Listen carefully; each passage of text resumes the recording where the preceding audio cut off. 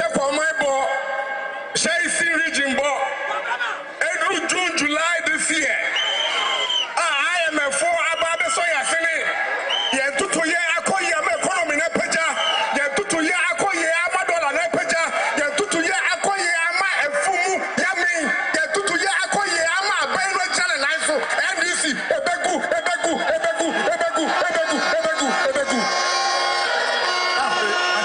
Na se wodi yo ma dream say.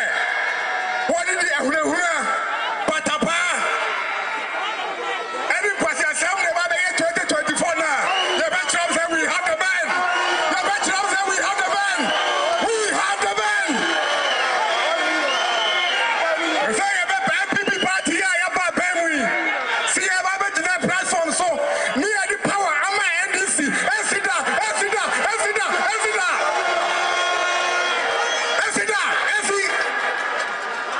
Akwa bia ye be faso 2024 election no MPP batira ben no. Ye be faso. In 2016, I wouldn't say that Ghana was a paradise, but our situation was far better than it is today. In 2016, our colleagues, the MPP, told a lot of lies about us. They labeled us as incompetent. And they came with a lot of big and sweet promises to the people of Ghana and used that to persuade people that there will be a better government than we were. And so the people of Ghana tried them by voting for them. They said they should try them. Somishe, try me and see. And that was the mistake the people of Ghana made, because we have come to realize that after all, we have the men. It was station boys. They don't know anything.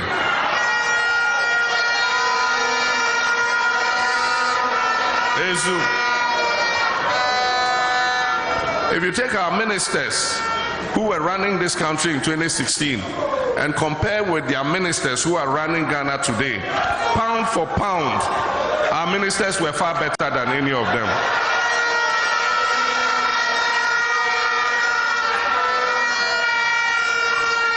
We solved many difficult challenges. Dumsor was not created by us. It was the lack of generation capacity over the years. And so when we came into office, we were confronted with it. We did not run away. We did not shift the blame to somebody. I could have said President Rawlings and Kufuor and President Mills did not add new generation. That's why. But what we did was we took responsibility. I went to Parliament, I said, yes, okay, you elected us to take responsibility. We take responsibility and we shall fix it. And truly, by the time we left in 2016, we have fixed the Dumsor. We have fixed the generational problem. Indeed, they accused us of putting in too much generation. They said we had put too much generation, more than we needed. We had fixed the financial problem because we had introduced the energy sector levy. And that money, extra money that was coming, was going to pay legacy debt and also finance the new independent power producers. Now they've come and destroyed everything. People who said that we had put too much power generation and that we had signed too many power purchase agreements. Just last week, they signed another power purchase agreement. If we had signed too many power purchase agreements, why are you signing another one today? And they are signing it for 10 years going forward. You know, so they speak from both sides of their mouths. Well, these issues and the issues that have been coming up are what is of concern to you and I, the Ghanaian people. And that's exactly what we will be talking about this morning. A statement that was made just about a week ago by the Abetifi Member of Parliament, Food and Agriculture Minister Brian Acheampong, that has been condemned not just by the NDC, but well-meaning individuals, statesmen, and also pro-democracy groups in this country, notably the Institute for Democratic Governance, IDEG, who have called on the president, for instance, to speak on this matter, to guard the democracy, that we are practicing as a country. Many believe that we have come too far as a people and as a country in practicing this democracy to rather be condoning or supporting or defending statements that will tend to harm or threaten this democracy that we're practicing. What we saw in the aftermath of that statement was a defense of it and an equalization of it. What place does violence have in our democracy? And think about it, in the end, who suffers when these two political parties engage in that despicable act of violence? It is you and I, the Ghanaian people. We are the victims of the violence. So this morning, we'll have a conversation on this. So all the key issues that we're talking about. We have some 20 months, all things being equal, ahead of this 2024 election. And from what we're seeing, it's going to be keenly contested, as has always been in this country. What has to be done? What are the measures that have to be put in place going forward beyond the petition that both the NPP and the NDC have sent to the CID of the Ghana Police Service to look into statements made by leadership of both the NPP and the NDC? The National Peace Council has also been talking. But we, the Ghanaian people, who are the custodians of the power of this democracy, would also have a voice today. That's one of the issues on Key Point here on TV3. Also, former President John Mahama, as you saw there, has been speaking and talking about election 2024 already.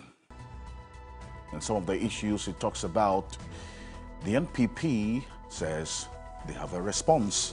But in the end, what is your verdict as a Ghanaian? We will talk about it here on Key Point.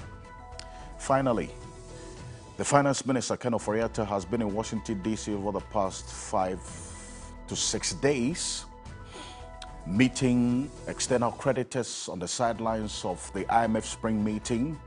We've been bringing you consistent updates of what's happening there with a man on the ground, Abdul Sani Rahman. What is standing out is that we are inching closer than ever for an IMF program. But there are concerns, and that's exactly what we're going to be talking about this morning here on Key Point on TV3. These are the key issues that will go straight to the point, with our guests will be joining us in studio together with you watching us here on Key Point on TV3. We're live on 3FM 92.7, also live on DSTV channel 279, all across the world on 3news.com. I am Alfred Okanse. Stay with me. We'll be back shortly after this quick break. My guests will join me in studio and we'll have a conversation. We'll be back shortly after this quick break.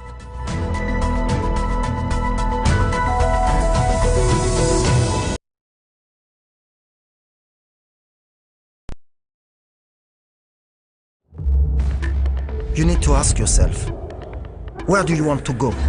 No matter who you are. Trust yourself. Doing big. Break the rules, not the laws.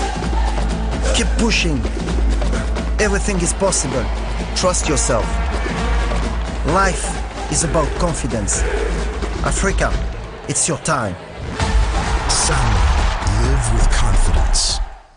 1xBet! Reliable bookmaker with high odds. Wide selection on events. And bonuses for every taste. 1xBet. Easy use, easy win. This advertisement has been vetted and approved by the Gaming Commission of Ghana. Bet responsibly, not for persons below 18 years. So who will it be?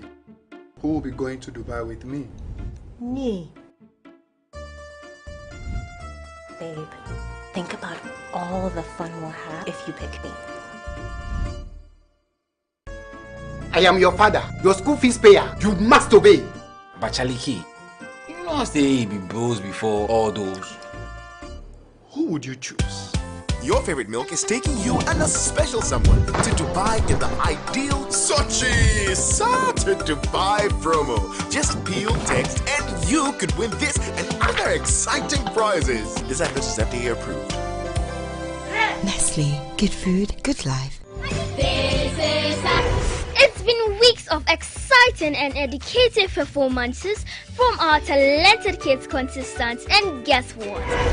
Rahman, you look just like my son. Because of that, you are staying. It's going to be more thrilling. This week on the Kids Arena, we throw a spotlight on our amazing talented kids contestants and how their journey has been so far as they prepare for the grand finale. We also get to see the hard work that goes on behind the scenes with the contestants and their coaches. Don't miss Kids Arena this Saturday at 10 a.m. See you! This is us. Kids Arena shows Saturdays at 10 a.m. on TV3. Don't miss it. It's about to get more sporty with a touch of super entertainment with your favorite stars. Times we play the Kwitinge, the Chaskele, the football. Who should I take? Tony Cruz? Why? While keeping you up to date with every trending issue in your world of sports on Warmer Plus. But in comes Thomas Tuchel and everything changes. And when he said he wanted to be better than me, I was happy. Let's keep it more sporty and super entertaining. Warm Up Plus now shows on Saturdays at 11 a.m. on TV3. Brought to you by Betway. Who wins season 14 of Talented Kids? Is it NFC Dance Camp, Abigail, Rahman, Eloquence, Darkness Models, or Emily? It's the final showdown with the 6 finalists of Talented Kids live from the Accra International Conference Center this Sunday, April 16 at 3 p.m. The playground opens at 12 noon for all game lovers. Our finalists have worked tirelessly to perfect their craft and they are ready to take the stage and give it their all. From mesmerizing dance routines to spellbinding singing performances, incredible modeling moves to word dexterity, there is something for everyone.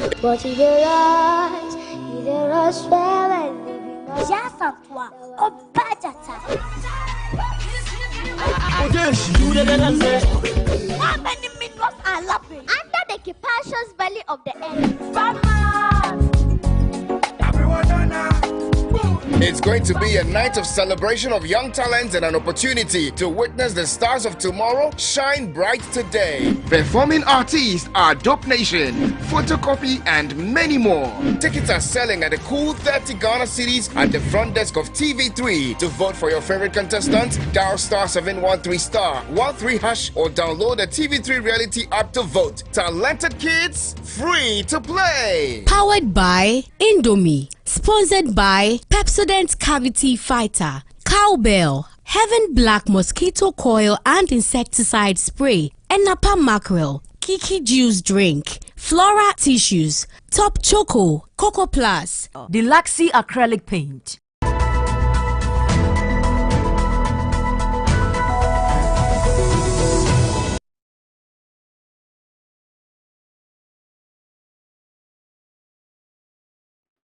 Welcome back to Key Point on TV3.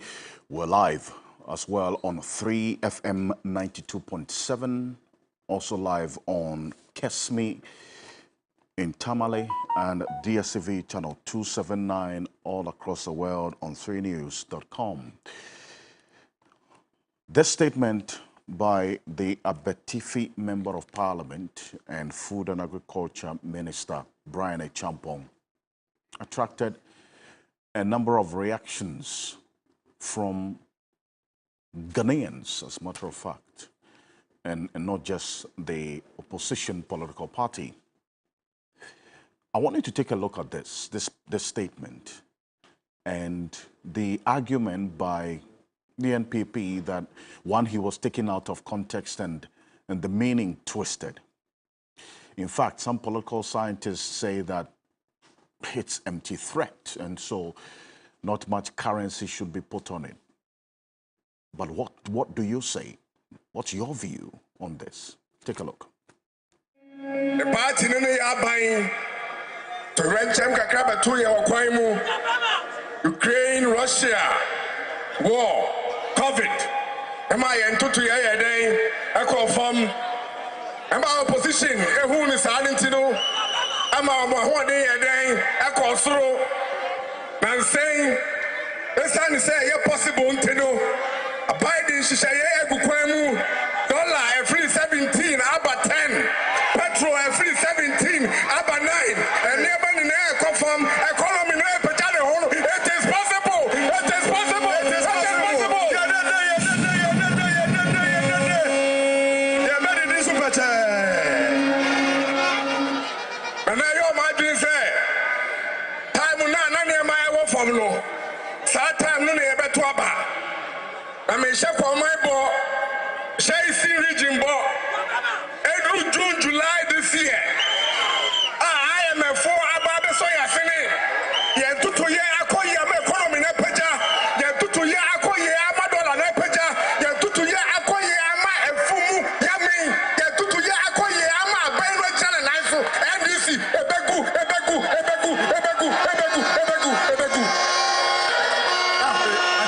Na say what do your margin say? What did the patapa? Any party assembly about the year 2024 now. The veterans say we have the ban. The veterans say we have the ban. We have the ban. Say about NPP party here about ban we. See about the platform so near the power. Am I NDC? Esida.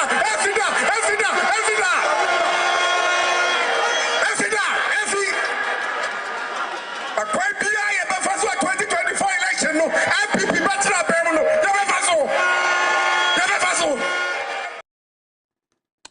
Well, that statement has been condemned by many, but this is what the NPP General Secretary said. Check our history, quote, we as a political party, we have deepened democracy in this country. That is the NPP. Mr. Kondia explained that the Minister for Food and Agriculture made a comment to counter claims by the NDC that if elections were held today, they would easily win. The NDC believes that given the challenges that we have been facing as a country, if an election was held, they would win. Fuel prices went up. The cedi was struggling against the dollar, but things are beginning to stabilize now because of the intervention of government. Is this a question of a political communication gone sour, or indeed because of the personality involved? We cannot wish away a statement like this.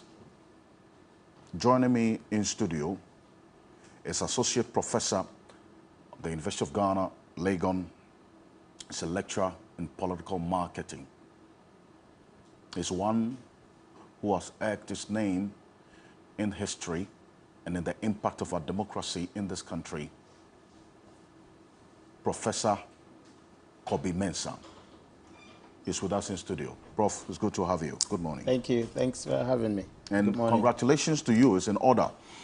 Thanks so much. I mean, it's an honor, to be in that position. But of course, it's not only by myself. I mean, people, individuals, institutions have actually contributed, especially my institution. Obviously, I didn't come to the University of Ghana as a professor. I came there as just a lecturer. Clearly, the institution has actually contributed in my personal development, so I'm grateful for that. Mm-hmm. And institutions like yours, of course, because when you apply, they look at your community service, your contribution to the state. Mm.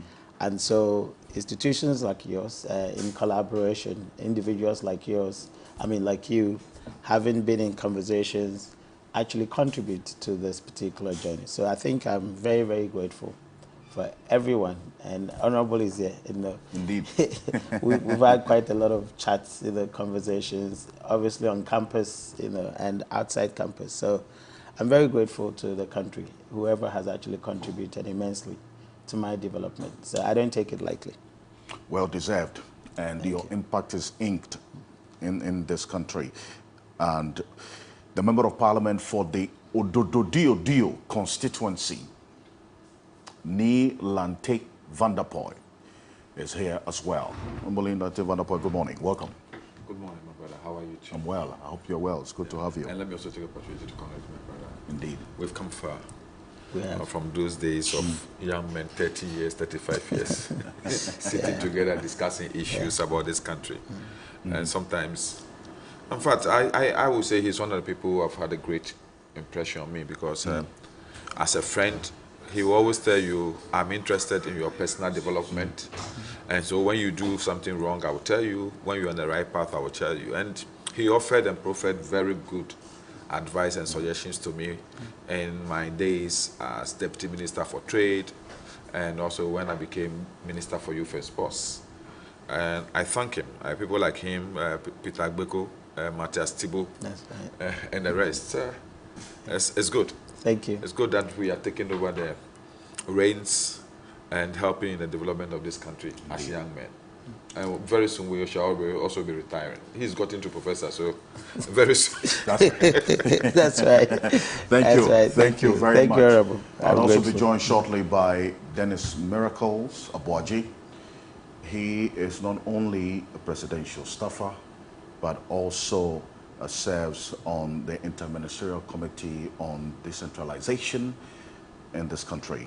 Martin Pebu is private legal practitioner, as well as a leader of one of 3 individual bondholder groups and the convener of the Kumekpreko Reloaded demonstration. They'll be joining me shortly.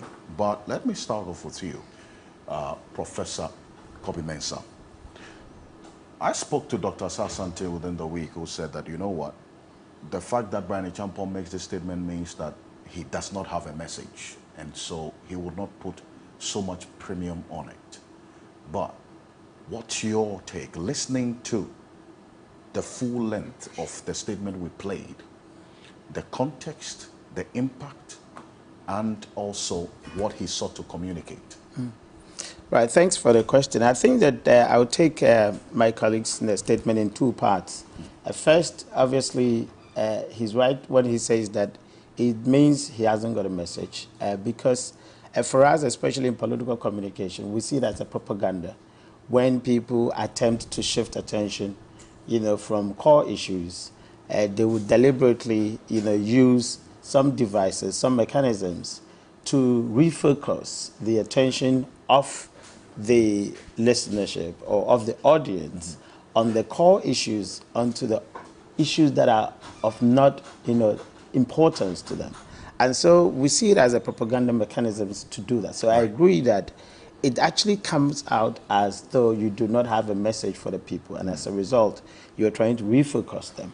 But the other side that we shouldn't, take it as, I don't know the kind of word that he used, but the fact that the other side that we shouldn't actually focus on it, I think it's not appropriate. Because you see, when you are communicating, I always use the example of corporate communication and political communication. I said that in corporate communication, you can actually speak to your target audience without any other person taking notice of it. You can write a memo to your customers without any other person having a say of it or having any notice of it. In political communication, it is actually a communication between the politician, the voter, and the society. And the society, including those who have a stake in the jurisdiction but do not have perhaps a voting opportunity. For example, you have the diaspora who are interested in the country, but they may not have voting opportunity. You have international community who have a stake in the country, but may not have voting opportunity. You have young people, especially young people below the ages of 18, who do not have voting opportunity, but they have a stake in the country. All of these people, when you speak from a political communication point of view, they are taking a clue from you. So what essentially you're doing, and I said that when he spoke, and I wrote a piece about it, I said that if we do not criticize and if we do not let him suffer consequences, eventually what we are telling the young people especially is that it is okay to speak like that and you go scot-free. We couldn't actually say that it's just a matter of trying to, you know, give his base some momentum. We couldn't say that's that. one of the reactions from the NPP. It said that it was a message to, as it were, galvanize the rank and file of the party. It's very interesting though, because there are so many other ways that you could actually give your rank and file momentum without necessarily speaking as he did. So for me, I think it's very, very serious. We shouldn't actually tolerate some of these intemperate languages. We have moved on very far from that, you know, from the beginning of our democratic era. Now we have to let people understand that as we're maturing in our democracy, we have to mature in our conduct. Now what he did is actually a speech act, we call it. So for example, come 2024, in a particular constituency, he's not there. NDC is winning, MPP is losing. Then somebody goes and lifts the ballot. Why? Because a certain minister had instructed that we're not going to give power to the opposition no matter what. So he's acting on that. What are you going to say? So the point is that it is very, very important, because what he did is a direct instruction to the base of the party to say, we're not going to give power to NDC regardless. And that is not democratic. So I think that it is important for the leadership of the party, if they care about their due diligence, their democratic credentials, I think that it is appropriate not only for them to sort of criticize him in private, which I'm sure most would do and would think that it was not the right thing to do, but they have to do it in public, because we have young people, you know, trying to emulate what we are doing. I always tell people that, look, whatever I do in public, I'm concerned that my child would know. All right? Whatever I say in public, I'm concerned that in future my child will be exposed to that. Now, how would you take it if your son, your daughter, and I'm sure that they speak to their children, if your daughter actually comes face to face with that comment and faces you and asks you that question, what will be your response to them? It's very, very interesting case. So we have to be mindful of our conduct, because our conduct actually has implications, and so many other people whom you might not have thought about at the point of speaking. So you could say that, yes, you were speaking to your, your people. You could say that perhaps you were speaking to the NDC, but you are not speaking to the NDC when it comes to political communication. You're actually speaking to a large number of people. You are speaking to so many stakeholders, some of whom have direct, interest. Some of them have indirect interest in the system. So we have to be mindful the way we speak. We shouldn't actually take it lightly. I see. And you make that point about the interpretation of this statement. Okay, so regardless of, for instance, what the NPP has been explaining, the fundamental point you make there is how the party's base would carry out that instruction. For instance, on election day. Yes. That if the Electoral Commission, for instance, put out the results, and the NDC is winning in a particular area, because of this statement, there's a high probability that the interpretation of it would influence the action or reaction of the NPP members in that area. Of course. And of course, it's a direct instruction. You have stood on a platform to say that, insist that we are not going to give power to NDC regardless. That is a direct instruction to the base of your party. And so immediately the scenario of an NDC winning, someone at that grassroots is going to act on it. Why? Because a certain minister has issued that instruction, that we're not going to hand over power. And you are directly responsible for that. So for me, I think that the EC must be concerned, the security agencies must be concerned, the political parties must be concerned, which the NDC had actually said that they are concerned about. And I was so surprised and scandalized seeing the kind of response NPP actually put forward. Why were you scandalized? Yeah, because I expected them not to give away the minister, but I was expecting them to actually apologize, be remorseful, and said that the minister was carried away. We don't think that this is the appropriate communication. And we would have an internal process. In the meantime, we express that regret to the Ghanaian people. That would have been a fantastic political communication. But you do not come out in public to rally support when, as I said, young people at the age of 18, 21 are all listening to you, and then you go into private and perhaps chastise them. I think that's not the right thing to do, because we are all supposed to serve as an example for our young people to watch. I was engaging in social media. I literally live on social media 24/7, and I was listening to young people and the kind of things that they were saying. Some of them actually towing the line of the party, saying he was right in saying that. He was right in saying that. Some of them criticizing it. I recently organized my political communication simulation, which you came as a resource person. I'm thankful for that. Thank you. And you could see the young people how they enact politics, because it's a simulation. We want to know how they enact politics, whether they can actually express and apply the theories and the concepts and the innovations that we teach them. And you could see them at play. That tells you that whatever we're doing, the young people are enacting it, good or bad. So I do not think that it is appropriate for the party to rally support. That is a wrong way of doing it. You have to criticize in public and criticize in private, and perhaps assure the country that you're putting internal processes in place to correct that so that it doesn't happen. But here is the case: a party of due process is actually supporting something that is so serious. And as I said, it is not only communication for Ghanaian people, for international community. When people are actually examining your democratic credentials, they're checking you online. One of the processes, because we do reviews, all right? So when they go and review and then they chat, even somebody as a tourist, like tourists coming to Ghana, we have something called autonomous, sources of news. One of them is internet. They go there, check, and boom, Brian Achiampon's statement says, we don't care about democracy. How do you expect such a person to come into your country? We have to force these politicians to start using the right language, to start behaving correctly, because the kind of behavior they're doing, and as we said in some of our theory we've got about mediatization, we said that the media shapes our behavior. It shapes our behavior. It shapes our thought, not only that, but the way we behave. So if you have somebody like that in the Eastern region saying something, which in this day and age, you're not going to have your message only communicated to the very people that you're standing in front, but because of media, it's going to be beamed across the country.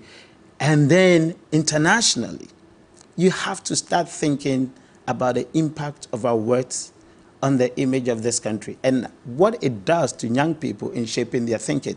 I don't subscribe to the fact that maybe he just said it and no, we don't do that. We have to start behaving decently and making sure that we know the implications of our words and our behaviors in public and the impact on this country and our people, our young people especially. Great. And analyze the implications of this statement in various ways, and it brings as well a different perspective and dimension to this particular conversation. Let me welcome Dennis Miracles Abuaje, Executive Secretary of the Interministerial Coordinating Committee on Decentralization and also a member of the NPP. Good morning. Welcome. Good morning, Alfred. Thank you for having me. Okay, let me also... Good morning to my seniors. Morning. Morning. Honorable Nilante and the Prof. Yes, sir. Lawyer Martin Pebu. Yeah, but I think Prof needs a lot of commendations. Thank you. Like Honorable Nilante said, for us young people, if we have a lot more young, Ghanaians who are in the academia contributing actively to our conversation, I think, because he lives there. He's right. He basically lives on social media, and he contributes to the conversation. And I think sometimes it shapes the conversation as well, and it guides a lot more people. So yeah. Great. Thank you. Martin Pebu is a private legal practitioner. He's one of the few people I still see wearing face mask. But we are conservative. If you come to the court, you still see us. Yes, you go into the Supreme Court, you are not wearing, they walk you out. Yeah. You go to the Supreme Court today. Yes. And you're not wearing face mask. Out. They walk you out. Yeah, you just go Even out. though it's mandatory. It's not mandatory. Yes, but we prefer it's even just better, Charlie. Yeah. To just, it's a precaution.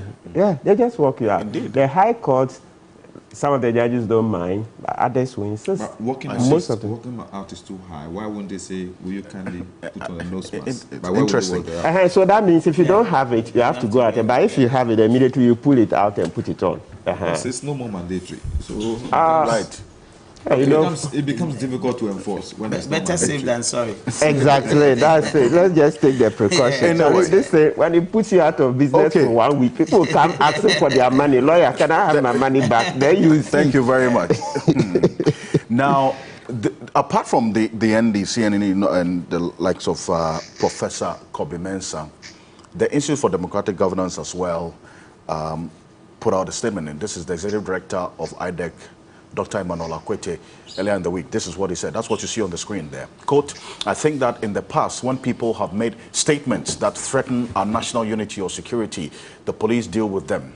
It happened to Kennedy Agyapong about the statement that he made, and he was invited. Koko Anyidoho was invited.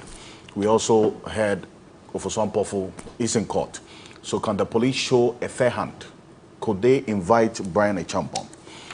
And he was not alone in this. We have a founding member of the New Patriotic Party, Dr. Nyaho Tamaklo, as well, who made a statement. That's what you see there. We will play that Zoom interview we had with him earlier, but this is it. He says, Brian Achampong's indiscipline and violent tendency has reached legendary levels, and it is about time the presidency and the leadership of the NPP called him to sanity. Failure to do that will further injure the party and lead it to a total collapse. That is a summary of what Dr. Nyaho Tamaklo said. Not only Nante van der Poy, your constituency, and it's good to have you on this particular subject, because the Ododio constituency has had its fair share of electoral violence. And you have been, a victim in a number of instances, and recent being the 2020 elections as well. So when you hear such statements, how do you react to them? Well, thank you very much. And let me also take the opportunity of saying good morning to my colleagues and also to our cherished viewers. Let me say this. When I heard the statement, as a politician, I felt bad. As a friend, I felt this is just irresponsible. And so I was expecting, just as Kobe said, that days and hours after, I would see some form of a remorseful statement. I would see some form of regret. I would see some form of apology from the party. Unfortunately, when I saw the party statement, it reinformed and re-engineered my thinking and to know exactly where this is coming from. But let me take the opportunity first to congratulate my younger brother. Mm-hmm. He also, based upon that, made some allusions. And very good. When his attention was drawn to it, he came back and apologized. You mean Dennis Miracle? Yeah, yes. And, right. And that is what I expect. All of us, as young, enthusiastic people, when we are taken over by the, like Chinua Achebe said, when the spirit of the drums take you, sometimes you speak in a manner and a way that may not sound well. Nia Iko says that's the Beshi. Beshi. Yeah, Beshi. It's like a spirit. A spirit. So, you know, I thought that the gentleman and the level he's got into as a minister of state would have thought about it himself and done some work on trying to re-engage society, which has been drawn far away from him because of the statement. But you see, I'm not surprised about the party's response, because this is a party that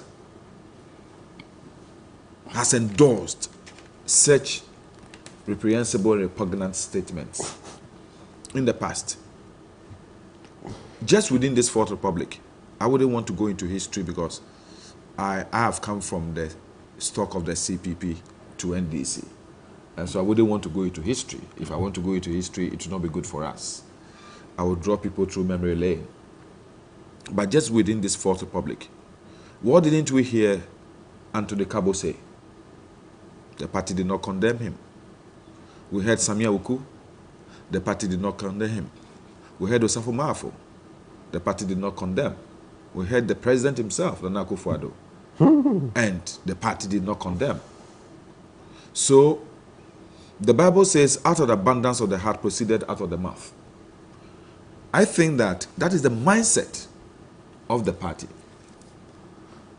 I reflected on what President Kufuor said some time ago when he said that Semo to aba eyi flankatunia mamu yi obia odi beja any Tutrasebeba party no more. I remember very well.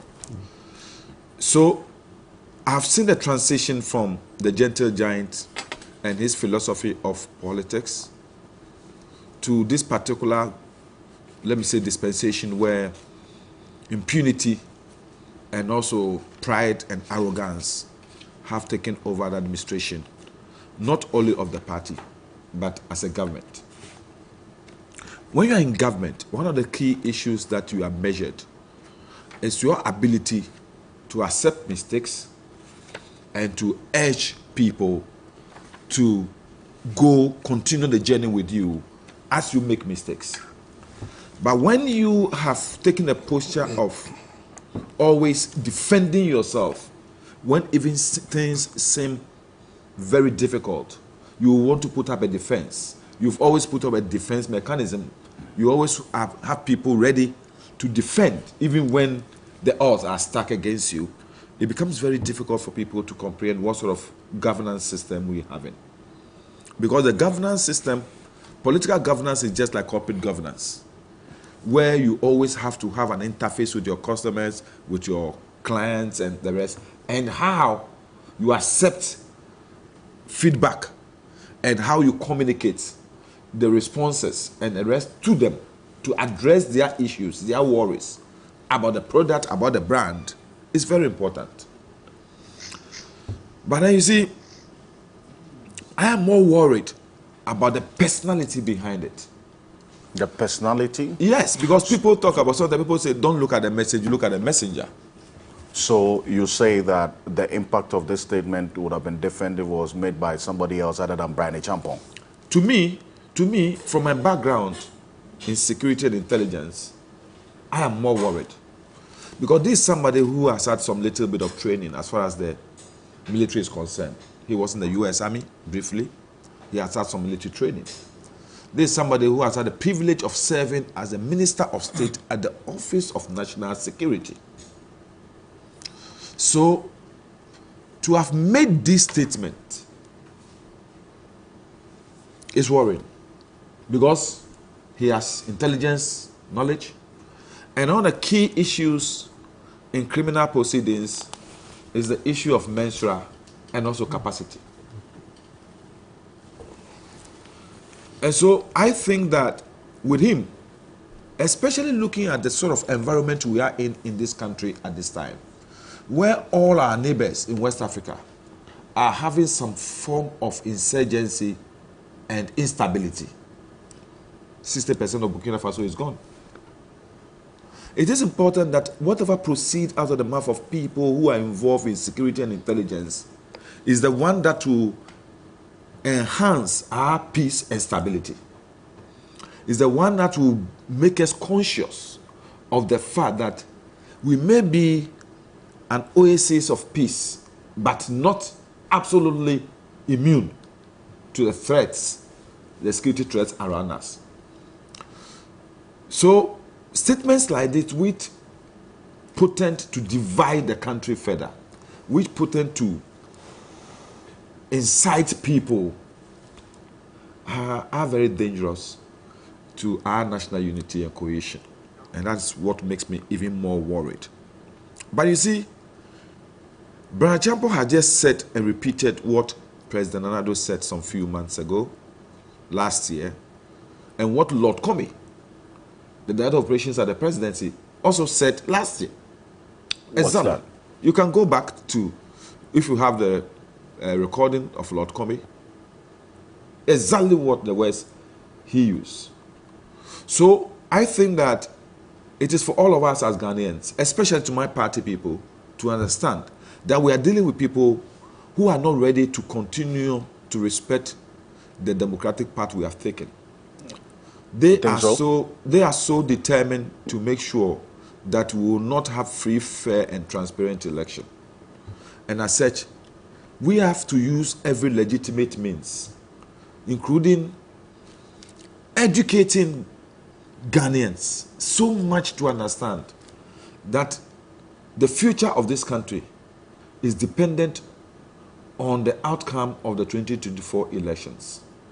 How peaceful and how transparent the elections will be will continue to enhance our democracy, stabilize the country, and present a very congenial atmosphere for development, businesses, individuals, and as a country.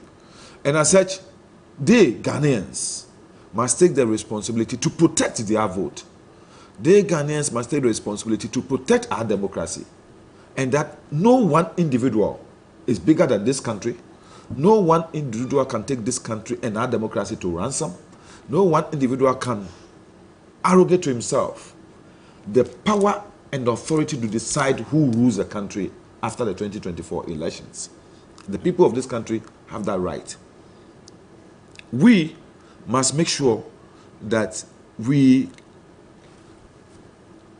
up our game as far as vigilance is concerned, as far as making sure that we make our people take responsibility and be vigilant on polling day and make sure that the expression, the full expression of the Ghanaian is what comes out on the 7th of December.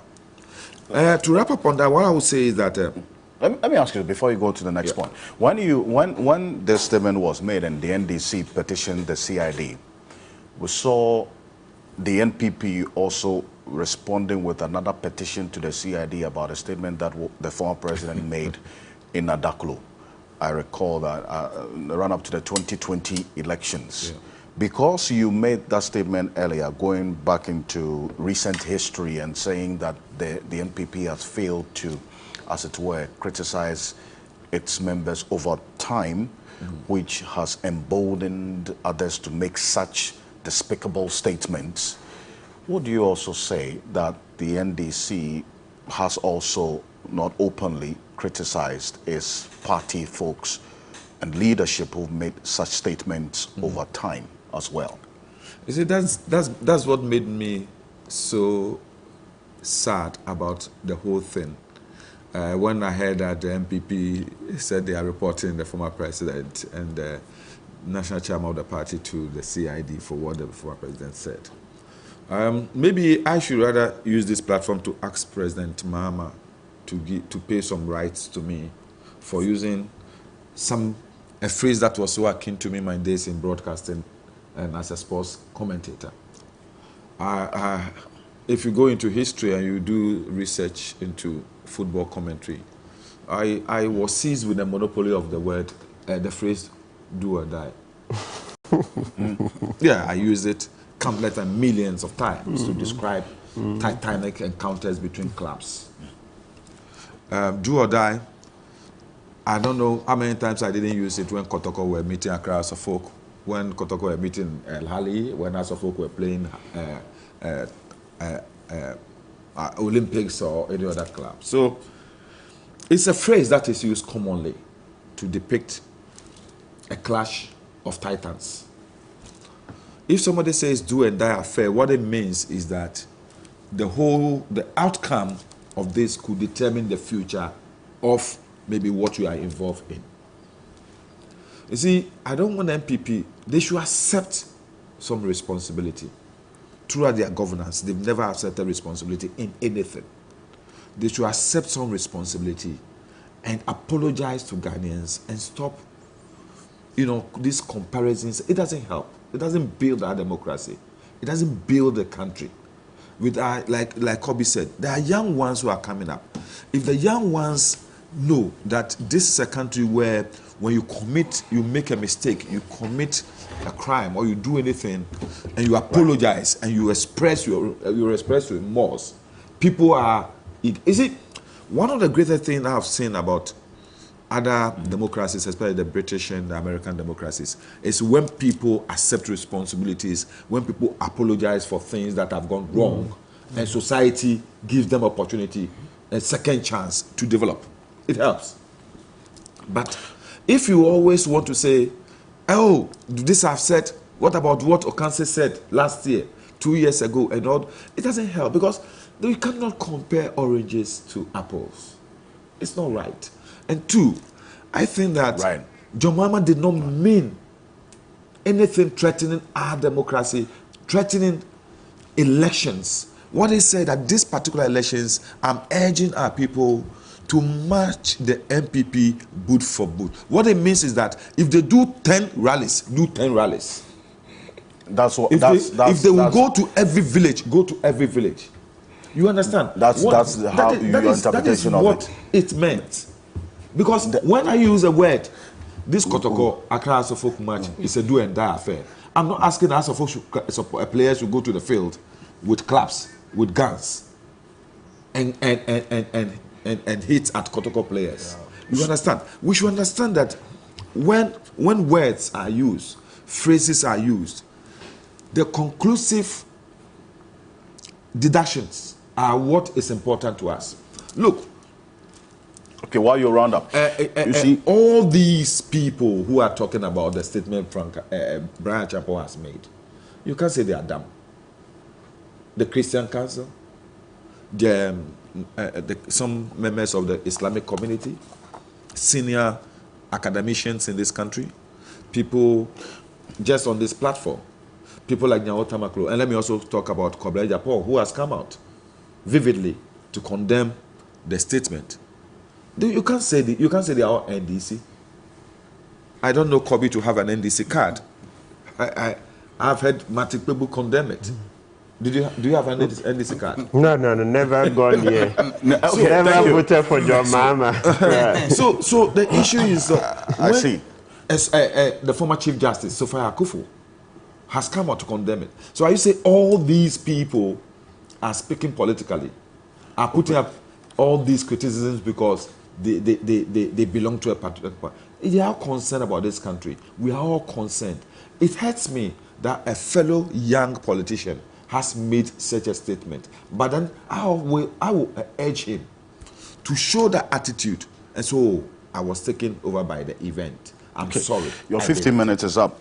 Great. Let me go to Dennis Miracles on this. And the statement, indeed, in consideration or in context here, Professor Kobe Mensah makes the point that many align with about the impact, the interpretation of it, which the maker or the supporters of the statement cannot control when the people who are the target of the said communication are carrying out the said message on election day, for instance.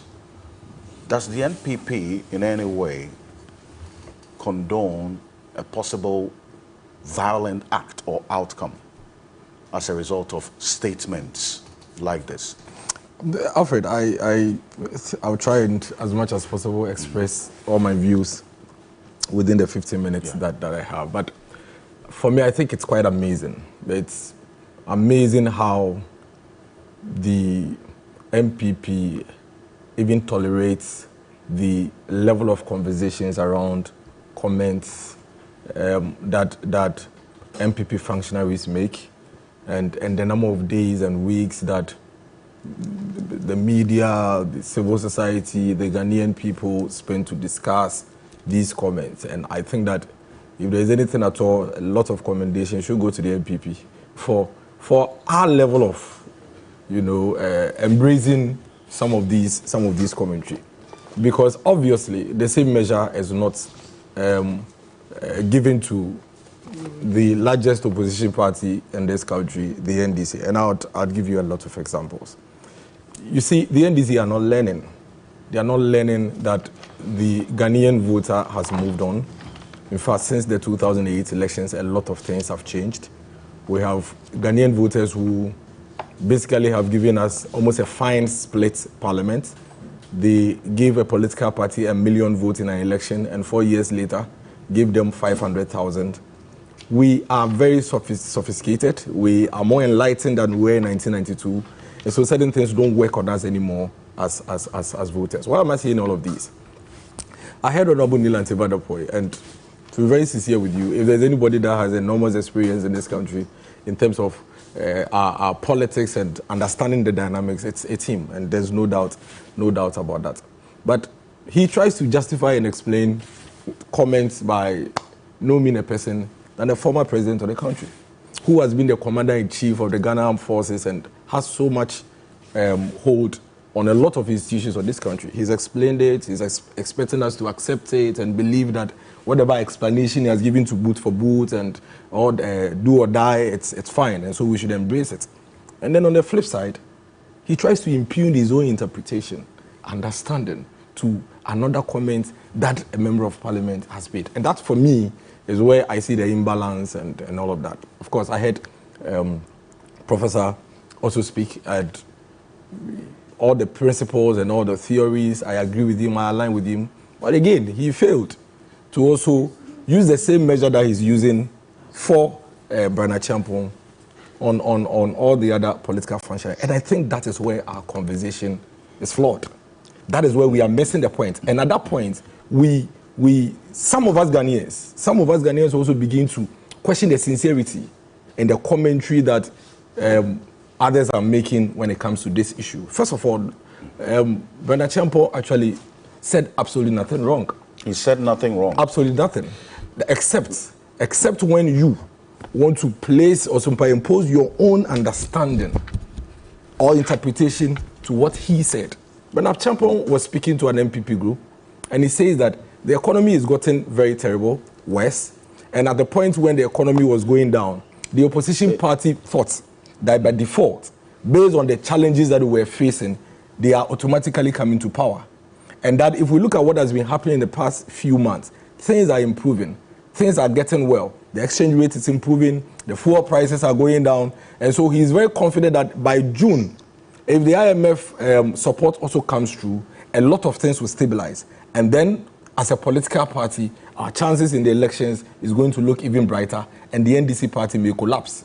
Then he goes on to say, but, then he says, but, and it's a very, very instructive word there. He said, but, if the NDC decides to come into the election 2024 with intimidation, with threats, and foolishness, then we in the MPP will show them that we have the men, and that we will never hand over power to them. You see, the same way Honorable Nilante Vanderpoy tries to explain the commentary made by former President Mahama and all the other NDC functionaries. Why are you not accepting the interpretation that Bernard Champong and the MPP is also giving to his commentary? The MPP has explained for the past 1 week that Bernard Champong did not mean violence. Bernard Champong is basically saying that if you decide to come into the election with violence, we are not going to hand over power to you because you bring violence. As a government and as a political party, we hold a fiduciary responsibility or relationship to the people of Ghana to ensure that we protect the democracy. And so the question here is, why is the NDC shouting? Why are they screaming? Is it the case that they intend to come into the election 2024 with violence? Because clearly, if you listen to the context and grammar that Bernard Champong used in Chi, if you don't come into the election with intimidation and violence, the final part of his comment, and I agree with Honorable Nilante when he says we should look at the final comment. The final point of his comment is not activated. It won't be activated.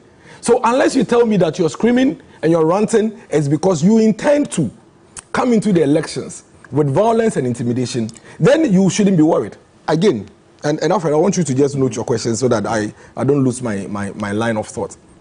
Again, I hear the NDC speak, and I think they are the last people who should make comments on this. What do you mean? I don't mind if Prof is commenting on it. I don't mind if Lawyer Martin, people have said it the last time that we are the same industry now. But I don't mind if civil society organizations. I don't mind if civil society organizations are making. Why is my senior brother, is my friend? I'm making this point.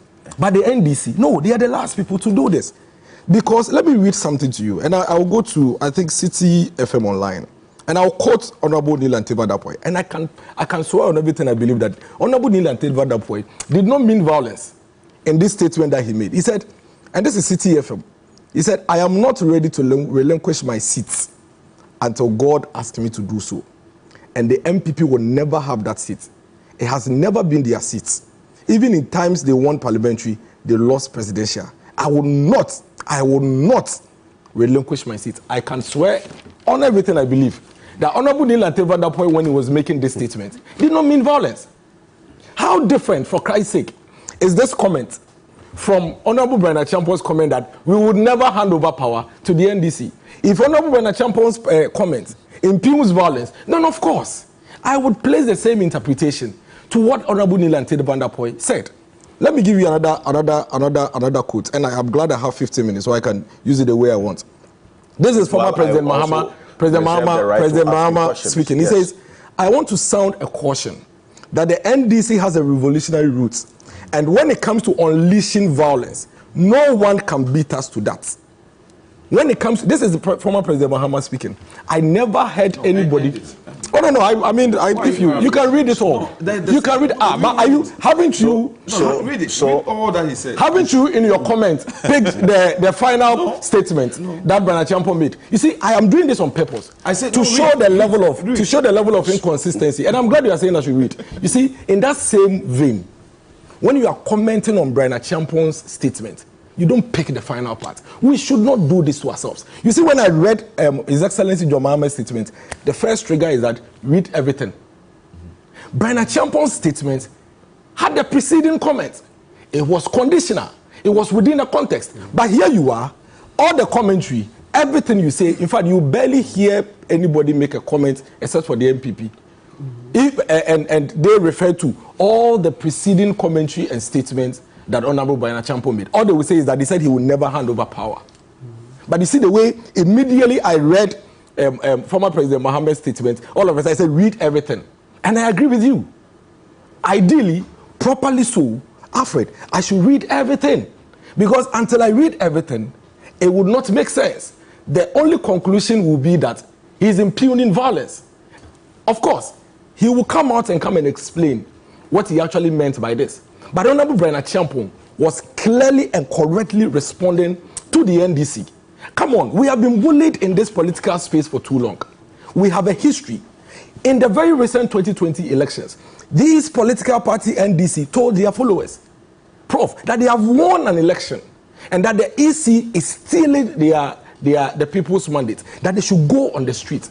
The guys spent weeks and days on the street. They were burning ties. They were blocking roads around Ridge. Hot water were being poured onto people. 2 years down the line, their national chairman comes to tell us that indeed, even when they were preparing to go to court, their lawyer told them that they did not have a case.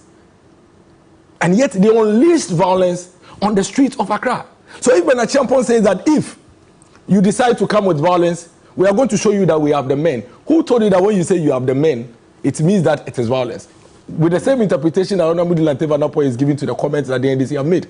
The fact that he said we have the men doesn't mean that he's going to bring cutlasses and guns onto the streets to come and fight. Of course, there are laws, rules, and regulations that guide how people who come forth with violence should be dealt with. My point here is this. Let's be consistent in our political conversations.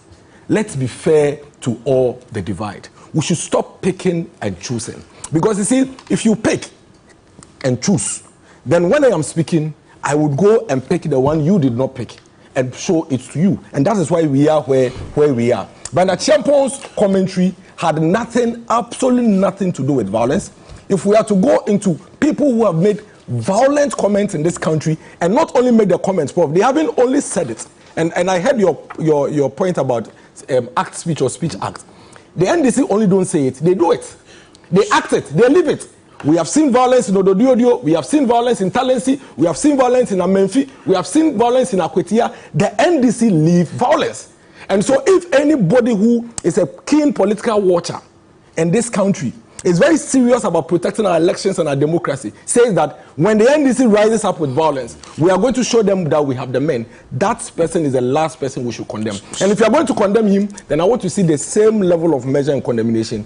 Go for the NDC. So you see, while you do this, and hold on a bit. While you do this, and you go down history and do the equalization and all the analysis. Don't use the word equalization. Okay, it is abused. Hold on. Don't use the word equalization. It is a way of trying to guard others from speaking. Let me make the point. Yeah, but don't use equalization. Hold on. You cannot tell me what to say. Okay, sure.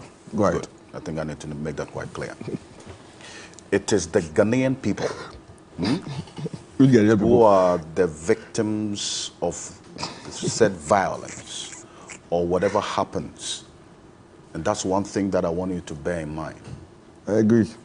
Doesn't change the fact that on both sides, whatever happens, it is the Ghanaian people. You haven't mentioned the other side. Who are going to be the victims of the violence. I agree. So as we make progress and we seek to grow in our democracy, how do we do that if we continue to look back to justify what has been done today? Perfect. I agree with you, Alfred. And that is why, for me, my role in this conversation is to draw all of us our attention. Because that pretense and that gag element that we always introduce when we try to have a conversation, that equalization is the reason why we are where we are today. You are saying that the person involved in the Bernard Champong comment is the reason why we should take the statement seriously. I have read to you the Commander-in-Chief of the Republic, who is saying that they have revolutionary roots and that if anybody has the capacity to unleash violence in this country, nobody can beat them. I don't think we should just say that because he said it 2 months ago, we should ignore it. 2 months ago, I didn't hear this conversation around that statement. A year ago when he said it, I didn't hear a week-long discussion around that statement. And that is why tomorrow you have another person also go and say the same thing, not because of what Brian said, but because of what the former president said. Because if we are going to use the personalities involved, then I can say that Brian, myself, Honorable Neil and Tevadapoy will pick the vibe from the former president than any other person. I am not equalizing. I am not trying to say that they have done it, so we are going to do it. I am only saying that let us be fair to the conversation, then we can get results. But if we're not fair to the conversation, if you're not balanced to the conversation, Alfred, we will never get anywhere. Again, if we are to really interpret the words and the comments and the statement made by all these political functionaries, then Brian's comment is the least of all the weights. If we are to listen to it. We heard about 2 months ago, the Swami youth organizer of the NDC. He said, we are going to kill. He used it. He didn't even make a comment that requires... Well, guess what? He was picked up by the police. He was picked up by the police. Perfect. So would you say that the police should pick up Brian Champong? Brian didn't say he was going to kill. Brian never said he was going to unleash violence. Brian never said he was going to use guns and cutlasses. That is your interpretation. But that is your interpretation. Brian never said anything anywhere. If Brian says that we will never hand over power, he said that we will not hand over power if you use violence. But why? Why should any government hand over power to a violent opposition? You see, you are going to interpret what he said, but that's his interpretation. That is his explanation. You don't want to buy it, but you want us to buy the interpretation and the explanation that you are giving to do a boot for boot and then unleashing violence. How can this be a fair conversation? Professor Kobi-Mensah makes the point earlier about the impact and the interpretation of statements that are made. Okay, so if you are admitting that the interpretation given to a statement by a person would not be what you as a party subscribe to. That concern that he raised earlier about, for instance, on election day, when your supporters, after hearing this statement from Brian Champong, even when the Electoral Commission pronounces the elections and it goes on the other side because of this. And remember, you're talking about the interpretation which you will not have control over at that constituency or on that ground, on that day. What do you take responsibility for? whatever Alfred, comes you see, this is the issue of the pick and choose. By the time we get to election 2024, Prof, won't Brian's comment also be in the past? You are telling me that former President Mohammed's comments is in the past, so we shouldn't bring it up. Brian's comments will be in the past. So if anybody will act on Brian's very mild comments, which is yes, because it's based on your interpretation. Well, Brian never used killed, he never used violence, he never used guns, he never used cutlasses. That is fact. I mean, you can't say anything else. You see, my principle is that our conversation should be grounded on facts. Like Prof said, my children will come and read me in the future. And that's why I make sure that anything I say is something that makes a lot of logic and sense. Brian never said anything specifically to this effect. Everything we are doing, it's our own interpretation. And yet, the man who said that when it comes to unleashing violence, nobody can beat them. You are saying that people will not pick on that vibe from the former president, but people will go and pick a vibe from Brian. Come on, what are we doing to ourselves? And when we say it, Honorable, you get your time. And when you say it, people will say that of my time. When you say it, people will say that, the Ghanaian people are watching, and I can tell you, the Ghanaian people are actually watching. The Ghanaian people are too smart now. Too smart to fall for these things. They can read in between the lines. They can see how you pick Brian Achampong's statement and ignore former President Mohammed's statement. They can see how you ignore a Stephen Kettia's statement at the NDC elections where he said they are going to sacrifice their lives. Okay? And then come and pick on Brian Achampong's statement. The Ghanaian people are reading. They are not daft. And when we say Ghanaian people, it's as if those of us sitting here, we are not Ghanaians. We are Ghanaians. I am coming from a Ghanaian community. I hear what they say. They know that between the MPP and NDC, if you can point out evidence of violence, it is the NDC, and the facts are there. Talensi is there, Akwetia is there, Amenfi is there, Ododo is there, Agbobuloshi is there. We can count. We can count. So as I conclude, I mean, you asked me a question, let me just conclude. So as I conclude, my point this morning is that we are not doing ourselves any good if we continue to have the conversations in this manner. It's fair if you say that my interpretation to Brian's statement is this. But give the gentleman the benefit of the doubt and listen to his explanation to it, especially when he wasn't emphatic. If you do that, then we'll be helping our democracy. Otherwise, when you mention Brian and call him out, call former President Mahama out, call Dino Mosquito out. Let me bring you up, but there is that fundamental acknowledgement of the fact that for as long as we continue to square off such statements, if we say that we are a fledgling, progressing democracy, these statements draw us back many, many, many years. Lawyer Martin Kpebu, so you've seen this and you've heard the back and forth and the kind of explanation coming from the NPP. A good arbiter. So allow me to just... hold on. Let me let you come in. Hold on. Alfred, for us to be able to... For Matthew to be able to do a good reaction from the two of us. You see... Hold on. I will let you come in. I will let you come in. I want Lawyer Kpebu make your point. I just want to correct. I want to correct. You will have the time. The issue. Grant him. I'll let you come in. You've never granted me time for this. I'll grant you. Lawyer Martin Kpebu, please. And I'll let you come. Oh, but you know something, Mr. Kansi. So what I'll suffer is that I won't have the fullest. But you're not why are you trying to arrogate yourself? Because I voted for the president, I've never voted for his candidate. You voted for his candidate. I've never voted. It's Atta Mills, and we all know that Atta Mills is miles ahead of Kufuor. You voted for him. In terms of honesty, you voted for him. That's how come Atta Mills I voted. I voted for Kufuor. Atta Mills, your candidate. So maybe the next time, and his candidate is proving to be better than yours. Maybe the next time. Are you ceding part of your time? Yes, so that Neil just about 2 minutes. I need to establish that. I said it here that I wouldn't want to go into history, but maybe Miracles need to see me to give him some political consultants. I've read. You've read? Okay. Yes. I'm happy you've read. Do you know what happened at Kulungugu? Do you know those behind it? Do you know what happened at the Blast House Square? Do you know those behind it? Do you know what happened at Lucas House? Maybe you have not heard it before in Accra. The bombs. You see, we don't want to go into history. You have mentioned pockets. I can also tell you all the situations. Brian Champon, do you know what he engaged in against Opare Ansa in Suhum in the year 2008? Brian Champon, the same Brian Champon. It's not the same Brian Champon who was at Ayaso West Wogon and indicted by the commission. So, that's why I say we need to move forward. We have not moving forward. I've sat here and I decided, I told Alfred I don't want to go into history because I think where we have gotten to, I have grown, I have matured in politics. From serving under mills, if working under mills did not impact on my life, then there's no way I could have had a change of life any time. So I'm saying that we should be careful the way we go. These equalization comparisons will not help. Look, Miracles, I'm saying this. You see, nobody is a repository for violence.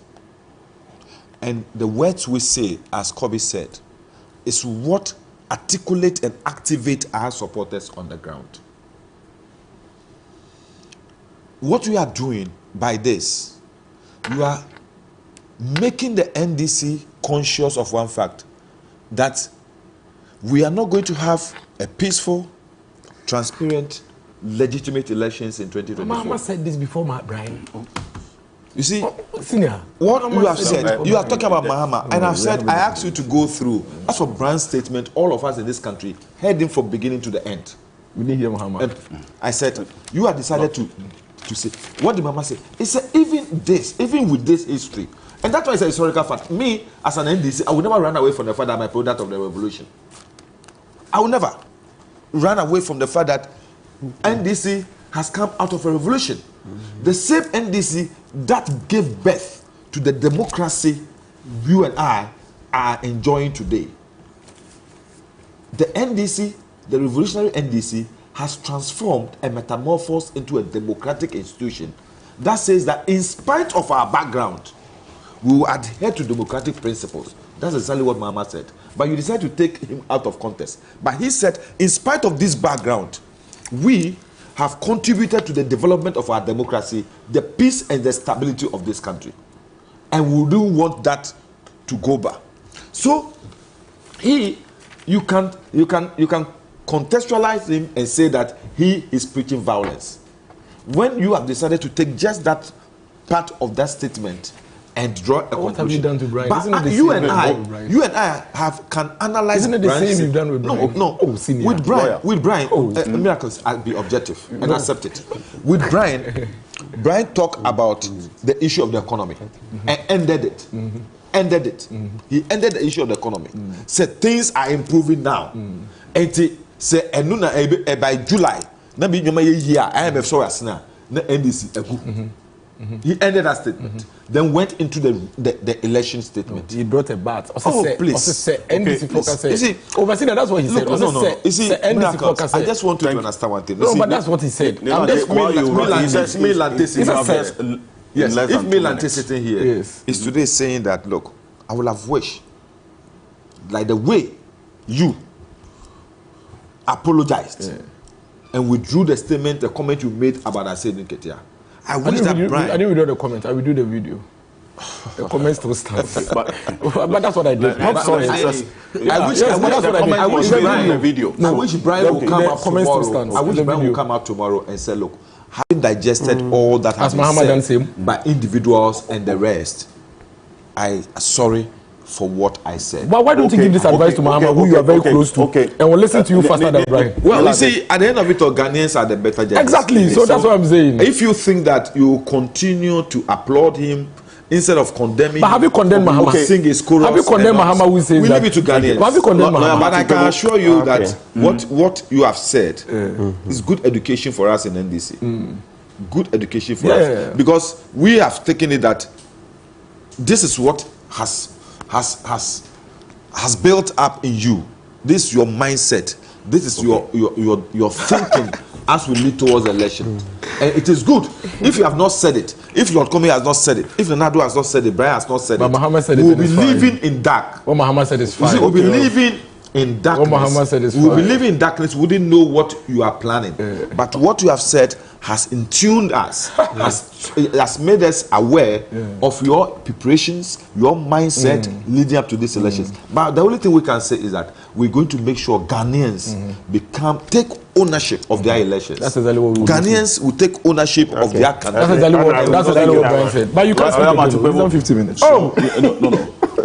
Martin, I've 7 minutes left. I've given. Sorry. Yes. I took only 5 minutes. 7. Yeah, it's fine. It's fine. It's good that the two main politicians, you know, you are a politician, the lawyer. You are a politician. Yeah, I'm just trying to, you know, help. Well, of course, play the role of the vigilant citizen. You are not. Yeah. So. It's crazy. You know, on a lighter note, the way I wish to start it, you see, when I walked into the studio and saw Honorable Neelan seated there, then I remembered when the president went to his constituency. Was it election 2016? 2020.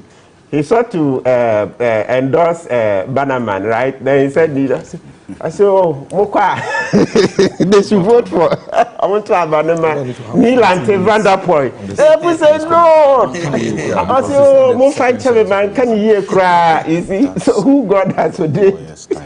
Yeah, but yes. Okay, yeah, so that's the lighter thing about even the president himself saying. Brahma say man can hear cry.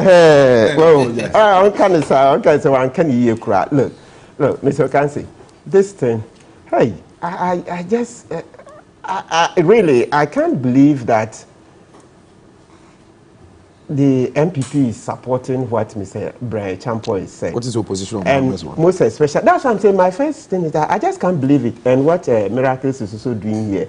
I even thought initially when I was told that Miracles had come to apologize, I thought the apology was for the statement Brian had made. No. So I was going to say, oh, then he's proving to be very objective. How can somebody apologize for somebody's statement? How can you okay. Oh, why not? That we belong to the same fraternity. What my brother? Yes. And that's what I thought. Cool. And so the next point so far, something that even your own appointee, Dr. Edu Jemfi, so the next point I'm making, point number 3, of the Peace Council has said the security agencies should take the most appropriate action. You think that's a joke? So, Miracles, everything you've told us so far. So you're saying Dr. Edu Jemfi of the Peace Council, that's the chairman, right? I hope I got the name.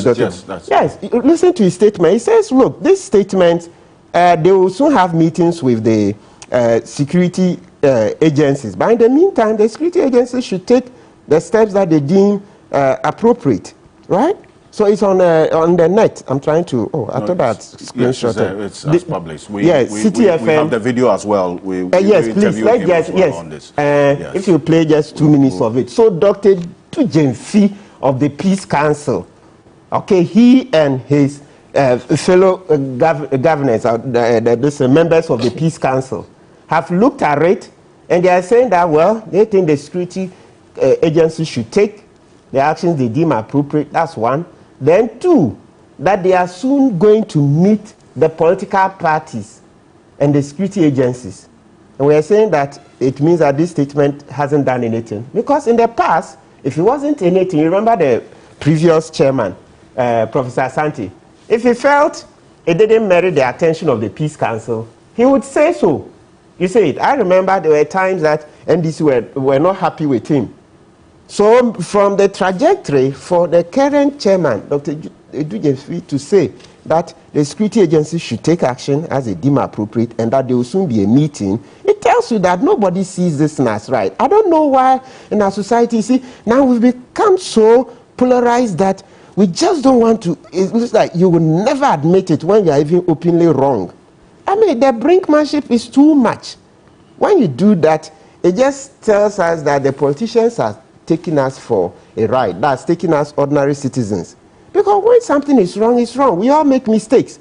Everybody makes mistakes. Even Homer nods. Everybody makes mistakes. So I don't see where we are going with this, like the way, Ms. Abuaji, you are defending this thing up and down. Why do you have to? Yes. Dr. Edu Jemfi, I want to read excerpts. In an interview with City News, he said, "We've received some footage by several political actors from both the NDC and the MPP that we think need to be addressed.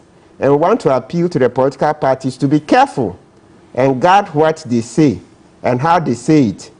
Our intention is to invite the parties to the table to review the things we discuss and see the challenges that we have now and see what we can do going forward. Then, blah, blah, blah. There's another thing.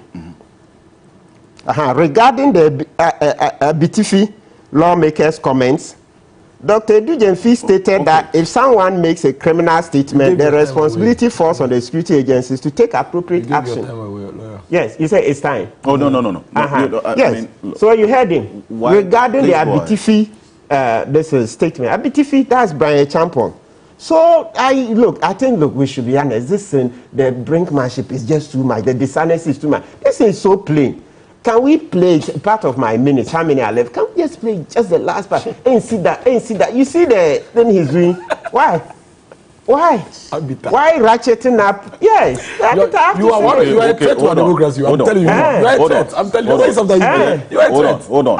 You are a threat. Yes. Make your point. No, but look at what the man is saying. Ain't see that. Then it's all over. I said, like a fetish. Take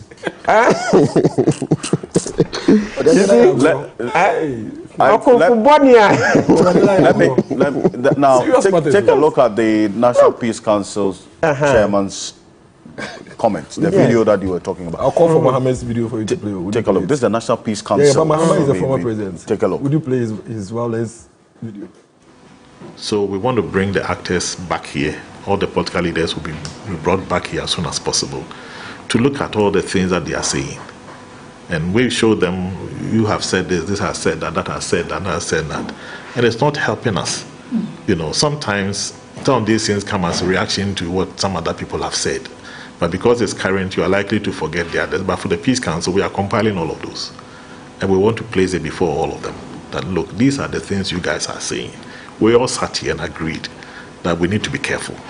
And if all of us have agreed on those things, we expect all players to be mindful of what we have said and abide by those things so that we don't go out making statements that incite the public against the country. Our mandate does not give us the power to sanction. Ours is mediation. And so we do that as much as possible. We bring them. And we think that when you appeal to the conscience of people, it makes much more sense. For instance, right now everybody is expecting you go out and condemn this. Condemnation doesn't solve any problem. But we appeal to the conscience of people. Is it right in your capacity as a gentleman to make this or that statement? Those are the things that we are looking at. So people become aware that for as far as my capacity is concerned, if I call myself an honorable person, then I need to be careful with what I say and how I say it. At the end of the day, the choice of the people will be the choice of the people. You know, we may cry, we may do whatever we want to do. And if the results are declared at the polling station, you can go and take the box and do whatever it's declared. You know, so let's leave the people and let them make their choices. But we have to be careful with what we say and how we say it to ensure that we don't create destabilization for our country. That's the chair of the National Peace Council. And guess what? The Ghanaian people are awake, discerning, wise enough to know that whatever happens, we are the ones who are going to be walking home with one limb off, one arm broken. And so at this time, violence is not a language or a factor that the Ghanaian people, as you keep making reference to, will support in any way, shape, or form, and any political party that does that as well. Lawyer, yes, you conclude your point, and I'll go to yes. So that is it. So we'll allow the Peace Council, and we want to see the action quickly. It's all right. It's all right. It happens today. It's testing your pulse. It's fine. Sometimes that's how it's supposed to be. It happens. Okay. Yeah. So then, finally, I think that this point should also be made that in all of this, okay, in all of this, as we go and come, for me, one thing is clear: is the citizenry, is the citizens. Yeah, we have allowed this because now that this statement has been made, if we were those days, you see some people, oh, they would have been out to make statements quick, and condemn the other side. But today is Brian Champon and some notable people are very quiet. Very quiet. And that silence is deafening. We can't do that. Look, this is one country that we have. Kwame Nkrumah fought for independence for us. Why can't we just live beyond our political lenses? The man makes such very, insightful statements. And some people, the elders in our society, people who call themselves elder statesmen, they are quiet. They are quiet. Meanwhile, as soon as you look for the list of elder statesmen, you see them, plenty, but they are quiet. So what is it? What's this thing about? This so and so is an elder statesman. This one is a statesman. This one. So your statesmanship, you will keep quiet even when somebody is threatening our democracy.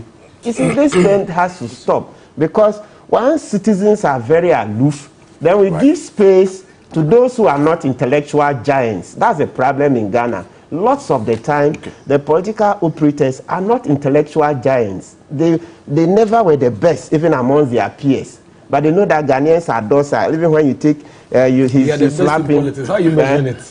You can be best in maths, I'm best in politics. But you said no. You are not an intellectual giant. Intellectual giant. So we say best in law, best in political marketing. You live it. So citizens. So let me just land one sentence. That citizens have to rise. Listen, if you don't rise, this is what you get. People who are not intellectual giants will rule you. Like the way they always say that you sit. Wise men who refuse to participate in governance are ruled by fools. Yes, wise men who refuse to participate in governance are ruled by fools. So until you get up out of all your first class, out of all the brilliance in your profession and everything, now some of the indicia, at least, it measures intelligence quotient. At least it's a certain measurement, rather than somebody who couldn't even pass that much. Somebody who was even just a cook. Your first class doesn't necessarily in a certain military. Now he's the one calling the shots. I know where you got that from. Thank you. First class doesn't measure your IQ. So you see, regardless of the, and I come back to the earlier point that you made, so that you also add on whatever you want to say after hearing both sides, the impact of the interpretation of this statement by the recipients of this particular communication. How injurious can it be eventually if we allow this to thrive? All right. Thank you. One of the things that we teach at the university is ethics principles, and they're actually taken from 4 levels. Level 1 is the individual. Level 2 is the institutional, level of principles. Level 3 is the society. Level 4 is the global. So if you leave people to make their own judgment, value judgment on things like that, depending on how the person was raised, they would have their individual interpretation, in that. If the person is aware of their institutional principles, they will then take the second level. Then, of course, the societal, the international. So we always say that issues like ethics are not left to individuals in corporations or institutions, because if you allow them, they will interpret it the way they do. And that's why institutions are actually expected to put down the laid down rules, procedures, principles, so that everybody could be aligned, so that your background in terms of culture, in terms of religion, in terms of socialization, does not influence your selection of principles and ethics in an institution. Otherwise, we're going to have varying, results. And so the reason why it is instructive for politicians to outline guidelines for everybody who speaks for them is because of that reason, so that we don't leave interpretations to people. So when you're speaking and you know that the party actually aligns itself with a particular line of conduct, all right, principles, that's what you speak, so that your members would actually align to that. All right? Otherwise, you would have varying degrees of results. Now, by extension, if we have agreed to a democracy, which is universal, all right, ideological or universal principles, then we have to align to the global, interpretation of democracy, i.e., We have to speak the values of democracy. We have to act the values of democracy. As I said, there are people who have stakes in our own country, but they do not have voting opportunity, like international, community, like the diaspora. We are asking diasporans to come, especially Black Americans, who are very much have been part of a proper, and I'm saying proper in quote, proper democracy. Although American democracy, if you read some of the Chomsky and co, they will tell you it's a propaganda, system. But we see it as a model, right? We see it as a model. So if you're inviting Black Americans to come into your country as their, land, they are watching what you're speaking because they have lived in a democracy and they understand what a democracy means in terms of communication. So if they read what you're saying and it's in variance with what they know as a democracy, they are not going to come because they see, risks, etc. If an investor is coming into your country and is searching online and is looking for what we call, enabling environment, and they're seeing comments like that, they're not going to come. They don't have voting opportunity, but they have a stake. And so they're reading this, and then they are asking themselves, is this the right environment to go? And that's why it is very important for us to speak rightly. And as I said about our young people, I don't think that any of us would want to say some of these words in their homes. I mean, sometimes when you're even fighting with your wife, you don't want to do that in front of your children. Unfortunately, our political parties are shadowing each other. If you listen to them and you imagine their psychology, or you take clues from the way they speak, whenever they're speaking, they think they're speaking to each other. MPP thinks they're speaking to NDC, NDC thinks they're speaking to NPP. But you're actually speaking to the country. I say that in my course, I say that speaking like what we're doing now is an exchange theory, exchange of value. If somebody spent their 30 minutes that they could have used to do other important things, watching me, my responsibility is to repay that effort that they've spent, because they've spent 30 minutes of their precious time listening to me. What value do I give in return? I have to be concerned about that. And so, whilst he's listening to me, giving me that cherished time, which is value, I have to give them insight, knowledge about the society, about the systems. Then exchange has taken place. If they listen to me and I scream and I shout and I speak rubbish, I've wasted their time. What happens? Next time they're not going to listen to me again because I haven't actually replicated, I haven't actually exchanged value. And so the politicians must understand that the value of exchange does not happen only at the voting booth, that the voter has something precious and that they're going to give it in return of good governance. That is not where the exchange begins. The exchange begins on TV, on radio, on any opportunity that you find to engage the voter because they are spending their precious time with you. And you have spent your precious time understanding the system, understanding their problems, and then preferring solutions. That is the value you have to give them back. You do not make noise. You do not insult, because that is not value. And when you do that, you're actually pushing the voters away. Campaign has effect, of course. You can change their minds, but make it easier for you to actually have the campaign even as you're speaking on radio, because you are preparing their minds to be finely tuned towards your cause. So that when it gets to the campaign, you don't do much talking, but you do all the damages, and now you're going to go to campaign and speak nice words, glittering generalities. You want to tell them, oh, good people of Ghana. Why don't you save yourself by actually doing right, saying you're right from the beginning, before you get to the campaign? By the time you get there, you can persuade them easily. Now, we have to be mindful, because for me, I said that we're in a state of entropy. Entropy means that we're declining, all right? If you look at our politics, structurally, you may think that we have improved, but philosophically, we haven't. In fact, we have actually degenerated into a certain state that is not within the premise or within the remit of democracy. We are far departing from that. So we could have had, a transparent ballot box. Yes, it's an improvement.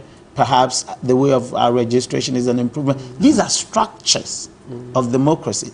Dividend democracy, we have actually degenerated. All right, Prof, discussing democracy, we have degenerated. So from a philosophical perspective, all right, hold on, we are degenerating as a country. In fact, perhaps 92, over there, maybe the first part, 2000, 2004 to 2008, maybe was better.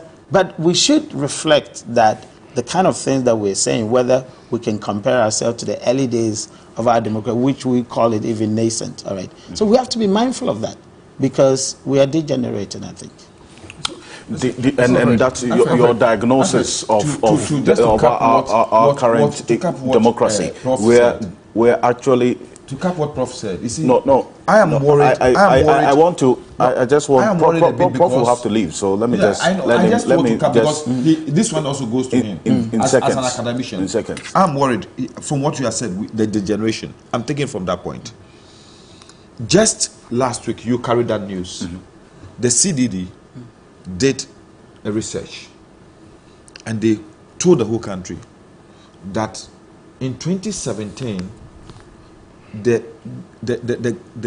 confidence and the trust of Ghanaians in the YEC as an institution was at 52%. They just did another one 2 weeks ago, and it has dropped to 10%. That should tell you the level of mistrust and loss of confidence in our institution, which is mandated to ensure free, fair, transparent elections. So degeneration is not only in the... You see, the government, over the past week, you and others have talked about what the president has done with the constitution and the composition of the YEC, for example. Virtually bastardizing it and filling it with political elements. Okay. We've had situations where people have criticized the president's appetite of just appointing openly public political appointees to the courts. So all these things erode the confidence in the average politician when statements like this are made. Oh, really? Oh, this is what Brian Champo meant. And so that's what the president is piling up the MPP people in the courts. That's why the president is packing the YEC with MPP political elements. So what's the point? So I'm saying that we should be careful. All these actions go to feed into what Prof has said, that politically, structurally, we may be having the institutions, but morally and philosophically, we are degenerating. And those of us who care about the sustainability and the development of our democracy going forward should be interested in this. Professor Mensah, and then I'll come to you. So that particular point about the degeneration of our democracy is where, what has the actions of the actors within the democratic political parties been the major actors in our democratic space? How have they contributed to this degeneration of our democracy, finally? Well, I think that obviously Honorable actually, talked about, the behavior, all right? Of course, we couldn't actually say that of one regime, but we have to be mindful of the behaviors of the political parties, that the behaviors must align with the expectations of the people. In marketing, there's something called, expectation disconfirmation theory. When a customer is coming to buy from you, they have a set expectation. How did they get that? They got that through your advertising, through your branding, through your past records. Now, when they buy, they expect that the product in actual will be equal, at least, to what you have said, what you have done in the past. And they get excited if it even does better than the expectation, all right? However, if it doesn't, then of course they get disappointed. What happens? They don't come back to you unless your company changes management, and then you say under new management, before you restore the confidence of the person to come and try whether the new management had actually done something new.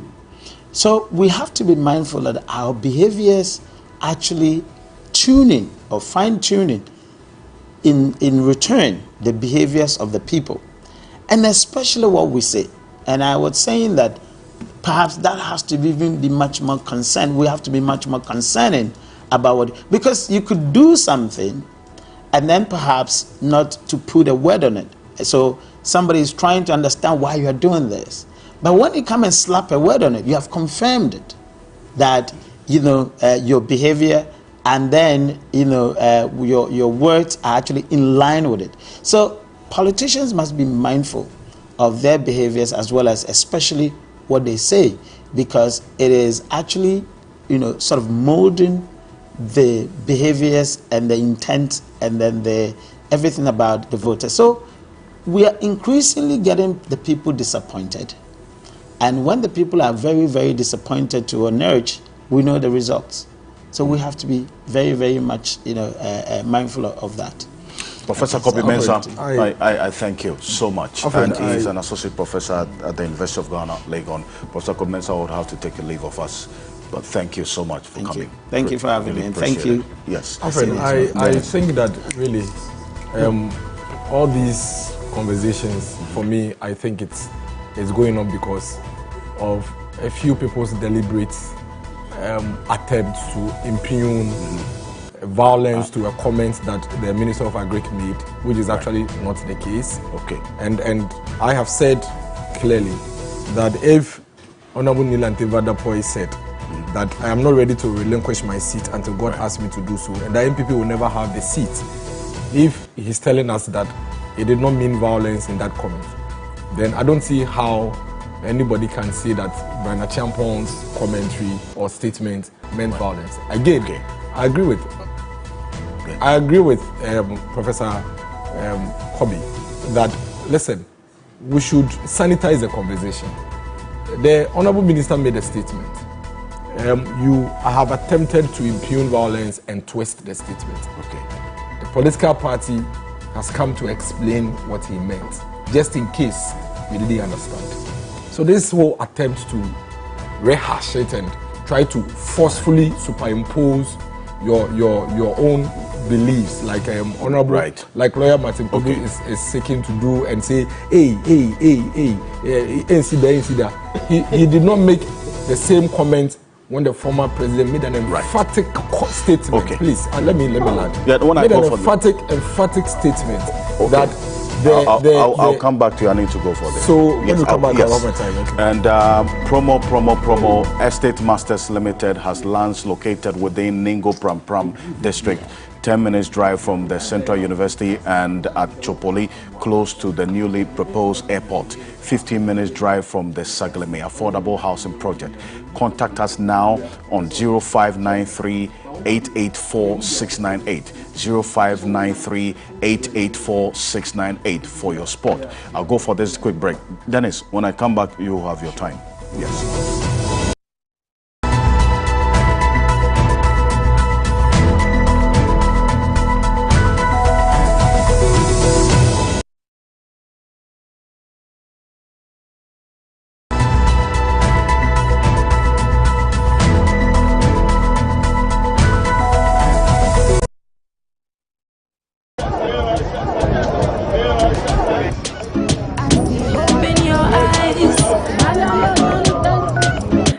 Fall and they rise. Make you no worry about the things you know we change, the things you know we do today. You go do them tomorrow. Wow, this girl's got talent. You too can change your world, and it's affordable with Airtel Tigo data bundles. Bring your dreams to life with the best data bundles only on Airtel Tigo. Dial *111# now. Airtel Tigo. Life is simple. Are you tired of struggling with bad financial situations?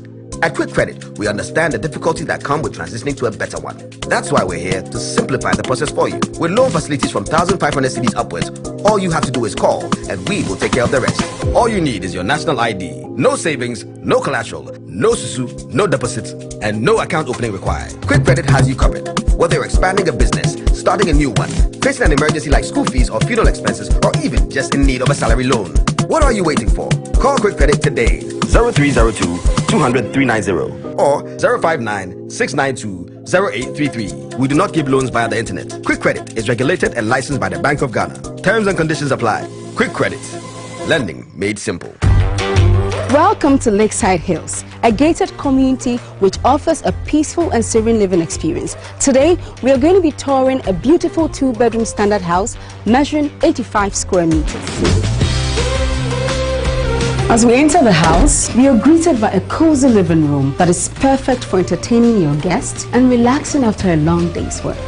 The large windows allow plenty of natural lights to flood in, illuminating the space and making it feel inviting. The first bedroom is cute and adorable, perfect for young couples and growing families. The second bedroom is connected to its very own bathroom, providing the perfect setting for guests or anyone that values their privacy. The kitchen has been designed to be both functional and stylish. The modern appliances and the classy cabinet make it perfect for the home chef or anyone who enjoys cooking. The house also features a compound that can comfortably park 2 cars, and it's also partly powered by an AC solar system. If you're looking for a peaceful and a serene living experience in a gated community with so many amenities, then Lakeside Hills is the place for you.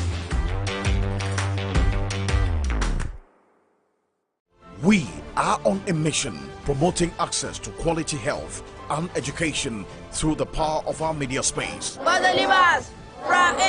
Since 2014, we have made great impact. TV3 mission now drives Ghana's quest to break barriers and provide access to inclusive and quality girls' education, together with women's maternal health services. Our mission to address the needs of the socially excluded has won the admiration of many.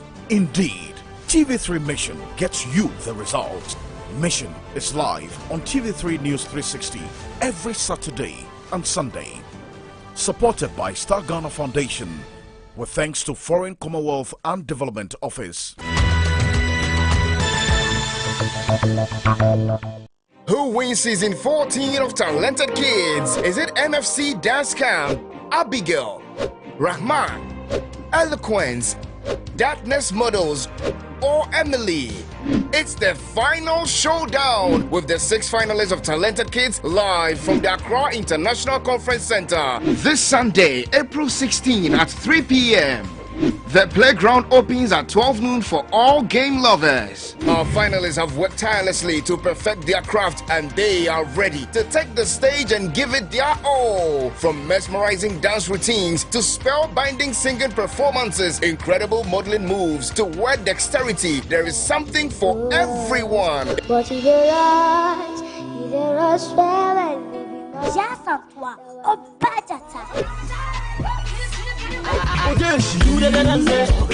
how many minutes are laughing under the capacious belly of the enemy?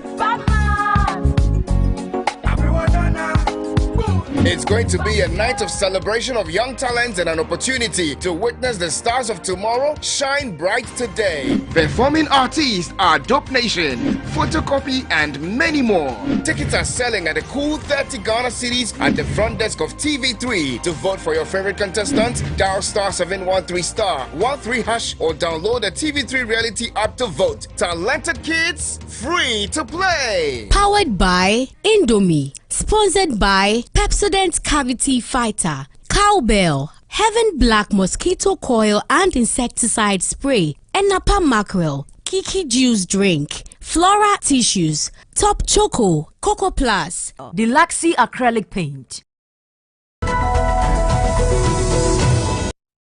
Let them decide. We know how we get our vote. Welcome back. This is Key Point here on TV3. We're live on 3FM 92.7, also live on DSTV channel 279, all across the world on 3news.com. And Dennis Miracles Abuaji, lawyer Martin Pebu, and the Honorable Neil and T. Vanderpoy are with me in the studio. Professor Kobe Mensah has taken leave of us to also attend to an equally important issue as we speak. In a minute. 2 minutes. Yes. So, I mean, just before... We hear from the former president, John Mahama. Just as a rapper, I wish we would do that. But I think that for me, the NDC needs to wake up to the reality. They need to understand that the days of bullying is over. The days that they unleash violence and intimidation on us is over. It is not going to happen. They need to be very clear in their minds. All these ranting and screaming is not going to cow anybody. You will say it as it is. The point is that they are known for consistently trying to politically bully everybody in this country. And this is a new order. This is the new MPP. We are not our ancestors.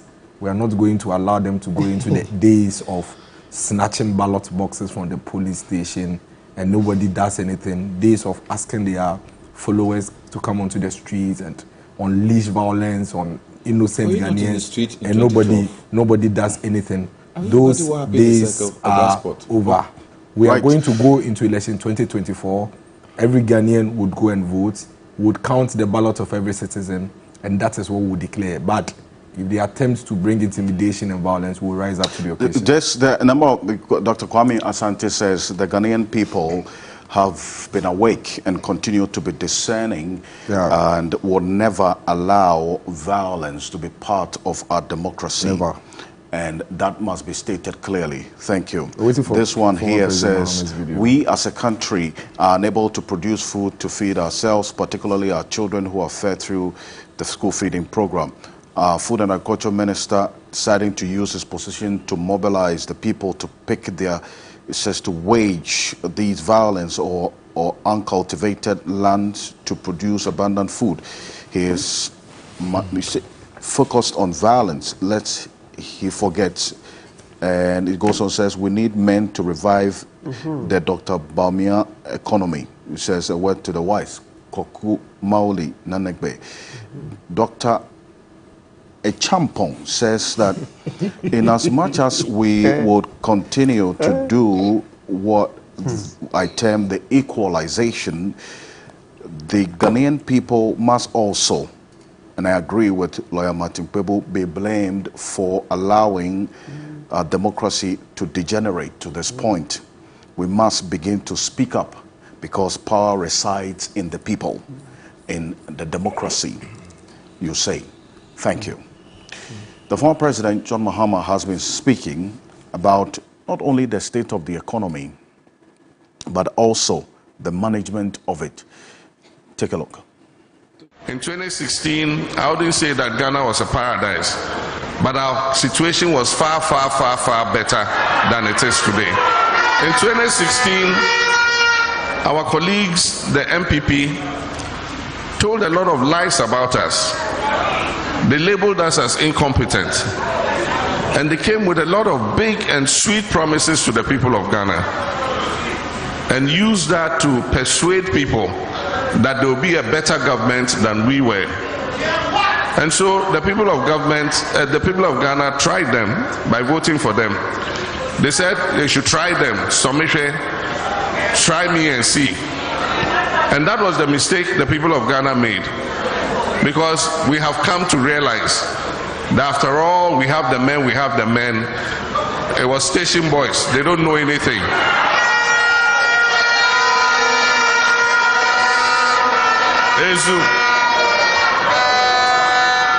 If you take our ministers who were running this country in 2016 and compare with their ministers who are running Ghana today, pound for pound, our ministers were far better than any of them.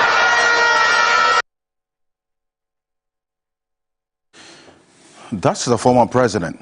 And one of the men that he talks about, and the crop of ministers say we're far, far better. It's actually with us in studio, Neil Ante Vanderpool. But let me start with you, Dennis Miracles. Oh, why? Do you have the men? Oh no, why are you starting? You started to speak to the issues.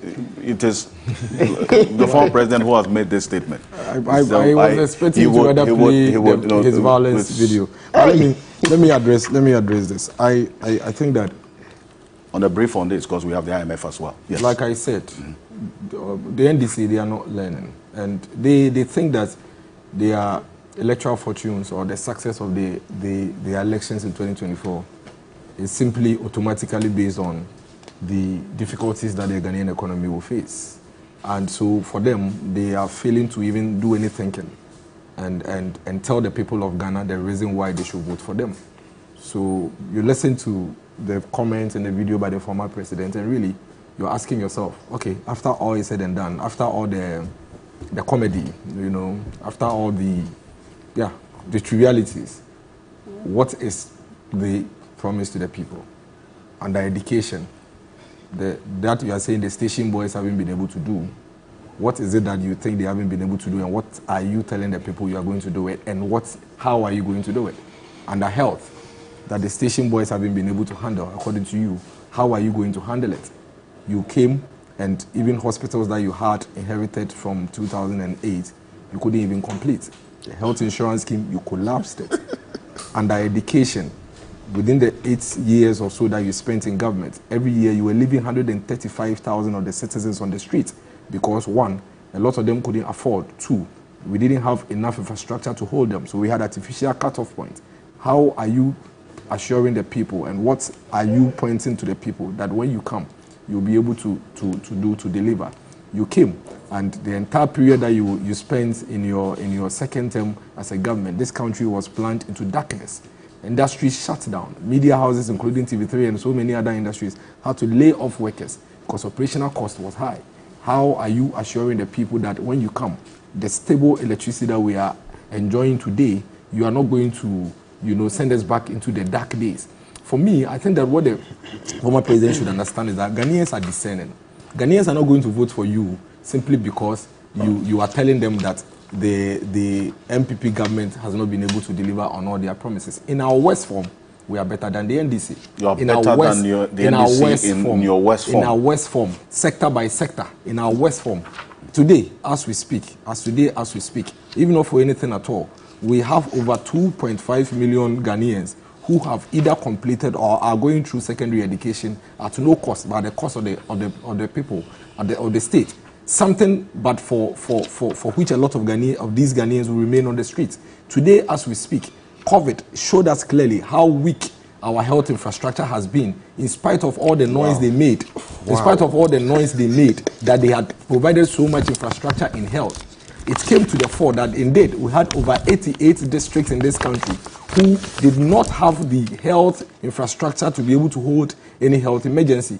I was an MC, just every year. They didn't have a district hospital just here, which is some few minutes away from Accra. And yet they were touting that they had provided so much health infrastructure, and so no matter what happens, they are the best. But it is obvious that it was just wishy-washy. They were just on paper. Today, the government of the country had to look for money to provide almost about 111 health infrastructure across the country to ensure that the basic health infrastructure, which is a district hospital for every district, so that within that jurisdiction, they know that when they have a health emergency, they can be catered for. That is being provided by this government. Today, as we speak, if we go to Tema, you have these industries, in spite of all the global economic challenges, operating. You have people who are going about their daily lives without losing their jobs, in spite of the economic challenges. The thing about a government is that there is no theory that says there will be an absence of challenges and difficulties. But the true test of a government is how you confront the challenges when they come up. Every country across the globe is going through economic turmoil, including first world countries. The Americas, the UKs, the Germanys, every country is going to. Germany is seeing inflation that they've never seen before. UK is seeing a 40-year-old inflation. The American currency is under stress. Today, America is seeing a 40-year-old inflation, something they've never experienced. Turkey is having inflation in excess of about 80%. Our trading countries, our trading partners, where we import from, they rely on Russia and Ukraine for their basic input to be able to produce for us to buy from. Today, they are struggling with supply chain issues, for which reason our purchasing or our trade with them is become so expensive, and it's impacting on the lives of our people. In spite of all of that, one of the things that the Ghanaian person who is on the street or who is in their homes is very comfortable with and happy with is that there's a government that is working with them to be able to find a solution. 6-7 years ago, when this country encountered a similar challenge under him, former President Mahama, he told us and gave us so many a very, very disrespectful comment. Under the energy crisis, he told us that we should stop even charging our phones. At some point, he told us that no matter what we say, he's a dead goat and there's nothing we can do to him. At some point, he told us that he told some people, some unemployed graduates, to go to hell. And so many other. He told the unemployed graduates. Yes, to go to hell. And Wait, so many. Let me. No, did he say? Oh, I said that if somebody says you are too, it means that he rubbished them. He threw them off. Did he say? He threw them off. Yes. No. When somebody says you should go to hell, it means that you were snubbed. That is what it means. But when somebody says you should go to hell, what does it mean? It means that you are saying he can I continue? You are distorting my thoughts. No, I just wanted to let. Yes, he did. He did make statements and not expect that out. He did. He snubbed them. He told them to go to hell. He snubbed them and ignored them. For which reason they went on to even form Unemployed Graduates Association. When we came to power, the first thing that confronted us as a government was a huge number of graduates who have completed school and had nothing to do. We had to quickly introduce a stopgap arrangement through the NAPCO to put up almost about 100,000 of these people into active, productive activities, on daily basis. Out of which almost about 40,000 had been mainstreamed. So how about the 60,000? Where are they? But at least 40,000 that we inherited had been mainstreamed. No. But the 60,000, which is the larger number, where are they? It doesn't matter. The point. It does matter. Where are the NAPCO 60,000? So that is the point I was making. That you see, government confronts the challenges and you put in place measures to deal with it. You cannot have everything done at the go. So you had 100,000, you've taken off 40,000. That is progress. So you had 100,000. It is better than having 100,000 and saying, I ignore you. Go and weed the roadside. Go and cut grass. So the 60,000 that's left, have you paid their arrears, which it's about 9 months or so? The last time I checked, the NAPCO trainees allowances, the arrears of 9 months. Have you paid them? I cannot confirm that, but even if they have arrears, the good thing is that they have evidence of indebtedness to them by a government. It is better than they being home in the past when they had no hope or nobody owed them. That is fact. In economics. So I'm asking you a specific question. No, but that's what I'm saying. I cannot confirm what you are saying because I don't have you made reference to that as one of the progress and the interventions you have made. I cannot confirm whether some people who are owed some arrears have been paid or not. But the point is that the point I am making with that reference is that 100,000 of unemployed graduates that we came to meet had been put into a stopgap arrangement, out of which over 40,000 today had been mainstreamed and are productive. These 40,000 had been home for 8 years. That is the import of my argument. So what's the plan for the 60,000? There are several interventions that are ongoing. Even as at now, as we speak, almost about 6,000 or 7,000 are being recruited into the Ghana Health Service. Last week, close to about 2,000 or 3,000 or so are being recruited into the Ghana Education Service. It's all over. As what? Teachers and nurses. Yes, teachers and nurses. Teachers and nurses. Yes, as we speak. Ghana Health Service is recruiting. Ghana Education Service has been issuing out. They are done with their recruitment process and they are issuing out appointment letters. Yesterday, you had recruits coming out of the National Fire Service, passing out from the National Fire Service and all of that. The fact of the matter is, Alfred, it doesn't matter how you attempt to twist or turn. So the last time I checked, it was the 2019 graduates, nurses, who were being recruited. 2019. Perfect. So as we have upcoming. There's 2020 graduates, 2021 graduates, 2022 graduates who are still at home. What's the plan for them? Awesome. So the point is that as we speak, there are, in spite of all the challenges, there are over 7,000 health professionals that are being recruited in spite of the challenges. Hitherto in the past, there was a complete freeze on them. As we speak, teachers, in spite of all the challenges, are being recruited. Hitherto in the past, there was a complete freeze on them. Yesterday, you had fire service personnel passing out from the fire training. Hitherto in the past, there was a freeze on them. So I am only, there's a comparative analysis there because we are speaking directly to former President Mahama. He is saying that his ministers and his government was better than this government. So allow me to do the comparison. I am saying that that is false. And that is just a figment of his imagination. And that even in our worst form, as you are putting it now, which I agree with you, that we are actually in our worst form because there are challenges with the economy, so no doubt about that. In that worst form, we are putting in interventions that is going to directly affect positively the impact, positively the lives of Ghanaians than we experienced under his government. Would you be able to, and because you made earlier reference to interventions in health. And you mentioned Agenda 111, the 88 district hospitals. Would you be able to complete them before end of 2024? At this point, I don't have the 111 projects in front of me to be able to tell whether we'll be able to complete or not. But the point is that the government identified... Because you made reference, you see, you talked about the interventions and that have been put in place. So it is just fair for the Ghanaian people to know, for instance, this rate of progress of executing the said promises that you are making reference to. So that's the question that I'm asking. There are 111 health infrastructure facilities that are needed. The government initiates the process in 2020 and goes into action in implementation in 2022.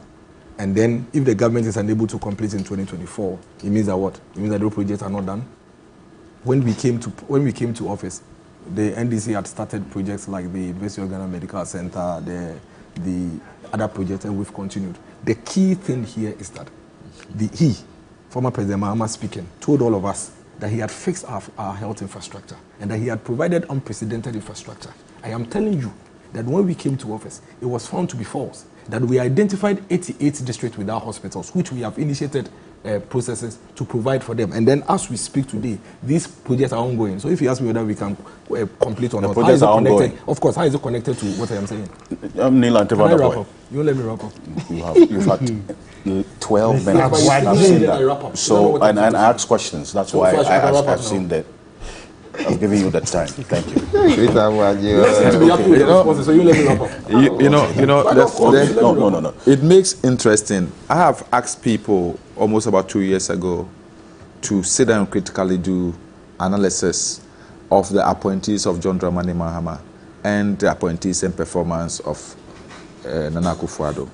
I'm very confident in my mind that one-on-one, from the presidency to even the ordinary aide in the office of the president, we were far better and streets ahead of Miracle and his gang. The truth of the matter is not only in words, as Joama has said. Every Ghanaian can do the analysis and come to the conclusion. Let me take first from the presidency. There's nothing that any Ghanaian will say about the fact that John Mahama as a president was better than Nana Akufo-Addo in terms of grasp of the issues and in terms of his own, let me say, disposition, appearance, and also his response to issues that are addressed to him. Let me be frank with you. One-on-one, you can take all the issues that happened under John Dramani Mahama, both positive and negatives, and examine his reaction to them. How did John Mahama react when the issue of bus branding came up? He took action. Somebody lost his job. Somebody lost their job. Refunds were made. NYEP, somebody is in jail today. What has Nana Akufo-Addo done about all these cases of corruption that have reported him? In fact, he has even promoted people. NYEP. And he has cleared people. You understand? Under Nana Akufo-Addo and John Mahama, basic analysis on the issue of corruption.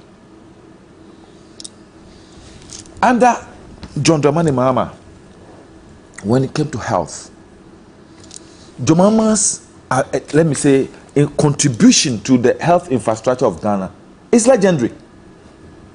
In fact, Ghanaians, yes. Look, which government in this country has contributed more infrastructure in health than John Mahama's government? Tell me. Give me detail. I'll give you detail. At least, you know, John Mahama we constructed 55 district hospitals. 55 district hospitals.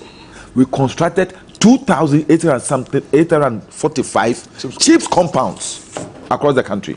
In fact, ministers under John Mahama were contributing 10% of their salaries for the construction of CHIPS compounds across the country. Have you talked? Marcus himself mentioned the University of Ghana Medical Hospital, Maritime Hospital, Bank Hospital, Accra Medical Center. All these contributions, either through state government funding or through PPP. What did those things do? The Ghana East Hospital, for example, was what saved this country and the government from the ravages of COVID. It was John Mahama's infrastructure that saved the government from the ravages of COVID. What have they done? Even the ones they came to meet, La General Hospital, haven't they broken it down? And what have they done about it in 3 years? So the number of CHIP compounds is 2,860. Yes. I think that's just to correct that. 2,860. Which district receive 55 hospital? No. You talk about Miracle. Don't take my time. You talk about one. You talk about 111. You talk about 111. But have you even built one? No. But then listen. Have you even built one? I said it's ongoing. But mention the 55. And your own minister. It's okay. We built zero. We built zero. That's not true. We built zero. Yeah, that's the fact. I said we built zero. We built zero. But there's nothing like that. When you had the problem of COVID, the Ghana East Hospital, that saved you. Who built it? You did not build 55 district. I said who built it? We built. I said we built zero. Who saved you? The Ghana East Hospital. You didn't build 55. Bekwai. That's the most important. Bekwai Hospital, Abetifi Hospital. They are not in existence. We don't talk about things that are mirage. We talk about things that are real. Sini, I'm just correcting. I'm saying that your own minister came to Parliament to tell us that he is not even sure that you may be able to complete even 20% of the Agenda 111 by 2024. But at least you left them. Yet you are here mentioning. Let me take you to issue you mentioned. I know this erroneous impression people create about Dumsor.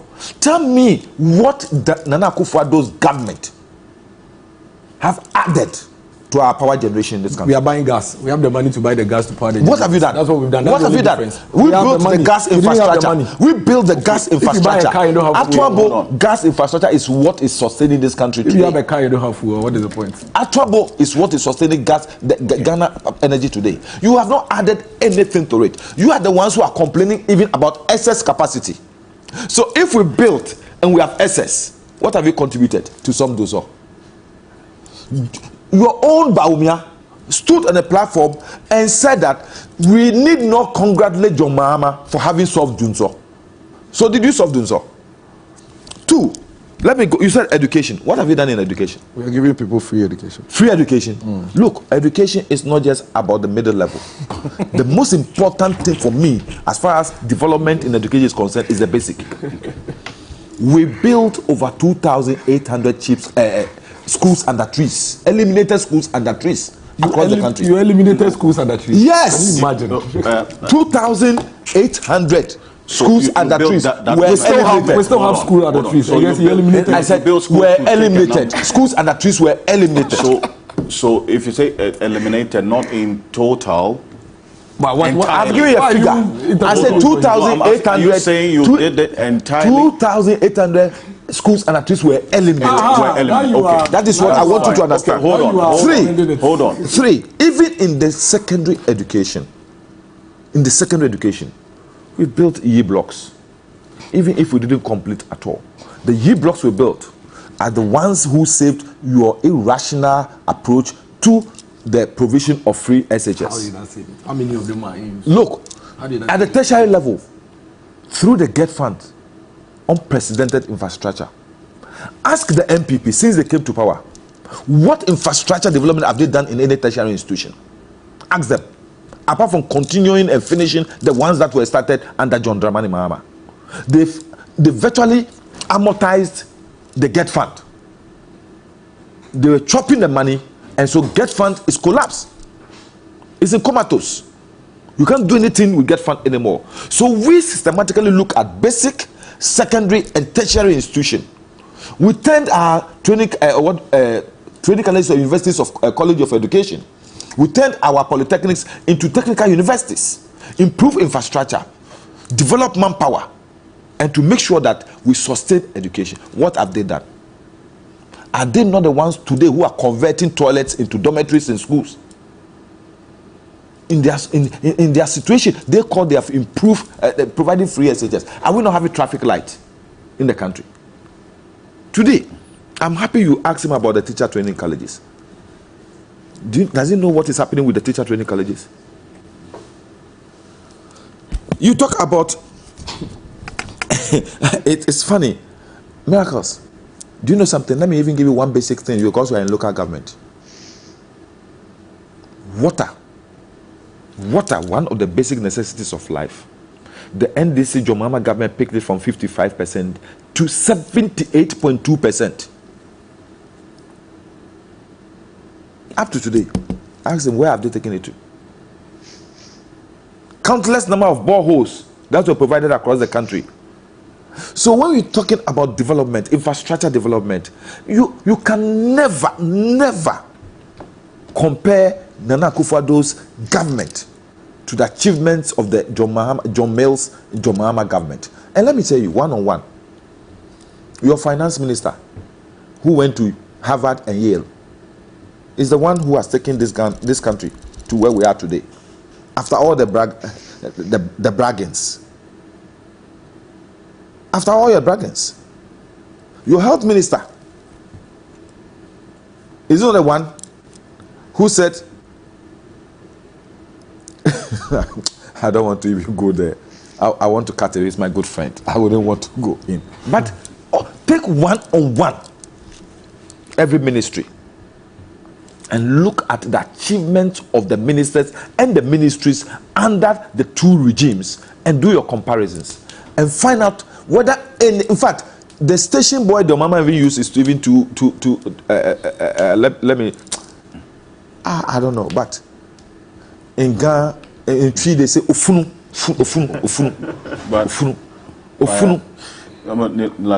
So I'm talking specifically. There is no way. There's no way if so. So what are the specific legacies? Because he talks about his men and the current men, so-called. Yes. And I've made analysis for you. I've made analysis that in these sectors, you take the performance of the ministers and the ministries in these sectors I've mentioned. Even I've mentioned only four: education, health, energy, and power. I've mentioned this. What is it talking about? Which area sector again will he talk? Sports? Is this sports he's going to talk about? That ministry that you I'll be so proud to say that there's no way you can compare my achievement with any of the ministers under Nana Akufo-Addo. No way? No way. Specifically. Two key infrastructures. Cape Coast Stadium, Bukom Boxing Arena. The Bukom Boxing Arena? Yes. Which is what? The SNIT funded? Yes. The SNIT funded Bukom Boxing Arena? Yes. Okay. So they are having GMPC funded, the GMPC funded recreational grounds they are calling sports facilities. Wasting resources and dotting these things around the country where you cannot use for any football development. So you're saying those are wasted resources? Wasted resources. Why? Why? Let me give you analysis. If you're developing football, you create an infrastructure that will help for the development of the game. You don't create an infrastructure for recreational facility for recreational purposes. The ones that are built in are infrastructure for recreational purposes because you can't play any good football match there. Because you cannot host even 9 against 11, 9 against 9, let alone host 11 against 11. You understand? So instead of sprawling these things around, why don't you put the resources together and say we are putting one good infrastructure at one particular to serve 3, 4, 5 communities? Instead of wasting money and throwing them around. And when you go to Ghana Health Service and find out, and I'm telling you, free consultants, I'm telling you, many of the things are giving rise to injuries of footballers and ending their football career because the structure, the infrastructure, what they are putting up, they are not using the right method to put up because they are not using qualified people to do it. Look, I will give you an example. The ones that were constructed years ago, take for example the Kotoabi Wembley, and take them as sports stadium, which was constructed during Kufuor's era. So how about the AstroTurfs? That's what I'm talking about. I don't want to call them AstroTurfs. There are no AstroTurfs. The Wembley I'm a technical person. Funded AstroTurfs. Wembley, that's why I'll give you an example. Wembley, Tema Sports Stadium. Take the two. Compare the two, their sustainability, the years they were constructed, how much they've been able to contribute, and compare with the one that were put up in Bukom, the one that were put up in even what do you call the place? Russia. And you've been a youth and sports minister before. Yes, so I'm telling you, and so I've raised this issue in Parliament. I've raised this issue. I've asked the minister a question. You don't build a pitch for football with a concrete foundation. You don't. You don't. Because that will cause injury. There's no pitch in the world, standardized pitch in the world, where we have concrete foundation. No. You can't just put concrete, put soil over the concrete, and put a carpet on it and say you have built an AstroTurf. Okay. This is affecting the development of the game, affecting our players. That's what I'm saying. It's only for recreational purposes. You say it's injuring some people? Yes. Many. Oh yes, many. I play football but for you, I will be playing football by now. But for you dragging me here, I still play football every Saturday morning. And many, I'm an old footballer. We've had reports at the retired footballers' office. We've had reports from the various football clubs and coast clubs across the country. The pitches they are building is. So I've asked the question in Parliament, and the minister conceded that they don't have the technical people, but so he will consult with the people who have the technical ability to be able to find out why they are doing what they are doing. This was in relation to the commission of the Tema AstroTurf. So I would say that even the Bukom Boxing Arena has today made boxing more popular than football. To the extent that today, Ghana hosts international boxing tournaments. People are coming from the rest of the world to come and participate in boxing matches in Accra. The Bukom Boxing Arena has given the Ghana opportunity to host 2 swimming competitions for West Africa. In fact, they just ran away from the hosting of the All Africa Games because their facilities were not complete. Because even the Bukom Boxing Arena, which is going to provide for them the swimming facility, they don't have what they call warm-up pools. So when it comes to Cape Coast Sports Stadium, do you know how much is serving Ghana today? Recently, when our boxers went to the Olympic Games to win medals, it was the boxing gym we put up at Cape Coast Stadium, which hosted all their training to be able to go and get the medals they got for us. So I don't want to talk about one-on-one. Let's take any ministry, me and between Miracles and I. Let's sit down now. Let him mention the ministry. Let's do it now. Right, I'm ready. You have a minute to round. First of all, you've come Minister of Finance. First of all, Minister of Finance. Let's go Minister of Finance. Let's do it. Minister of Finance. To round up. I'm looking at the Miracles. He's done more than that. Miracles. Let's take Minister of Finance. You between Setekpe and Ken Ofori-Atta. Ken is far better. Ken, when your own members of parliament, you want him out. Thank you. Your own members of parliament. All right. Okay. So what are you doing now? What are you doing now? Dennis, hold on. Dennis. When Ghanaians asked Setekpe to be changed, when Ghanaians asked Setekpe to be Mahama said he wouldn't. Didn't you change it? But your people, your own party didn't you ask Setekpe to be changed? Didn't you extend it? Didn't your party ask Setekpe to be changed? When? Let me show you. Mahama said no. When? Stood by him. When? I was a member of parliament. I was a member of parliament. Okay. You said we should do one-on-one. You don't want to do Thank you. Why you ask me? Next ministry. Dennis, so education. You talk about education. You talk about now yours is what? Education. They have not talked about. Even chalk you couldn't provide. Chalk freeze on employment. The finance minister was quite clear in presenting the 2023 budget that there is a freeze on employment with exception of some essential services. Okay? So if you are employing now, how different is that from in 2015, when I recall as well that when we went in for the IMF program, when there was that freeze on employment, there was some employment as well in the essential services, the health, education, and security and education as well. Can you show me? We've only heard. They've only said it. Over 40,000. Over 40,000 health personnel were recruited between 2015 and 2016. Specifically, Miracles, I'm giving you the data. Over 40,000 were recruited in 2015. Between 2015 and 2016. You were only saying it where?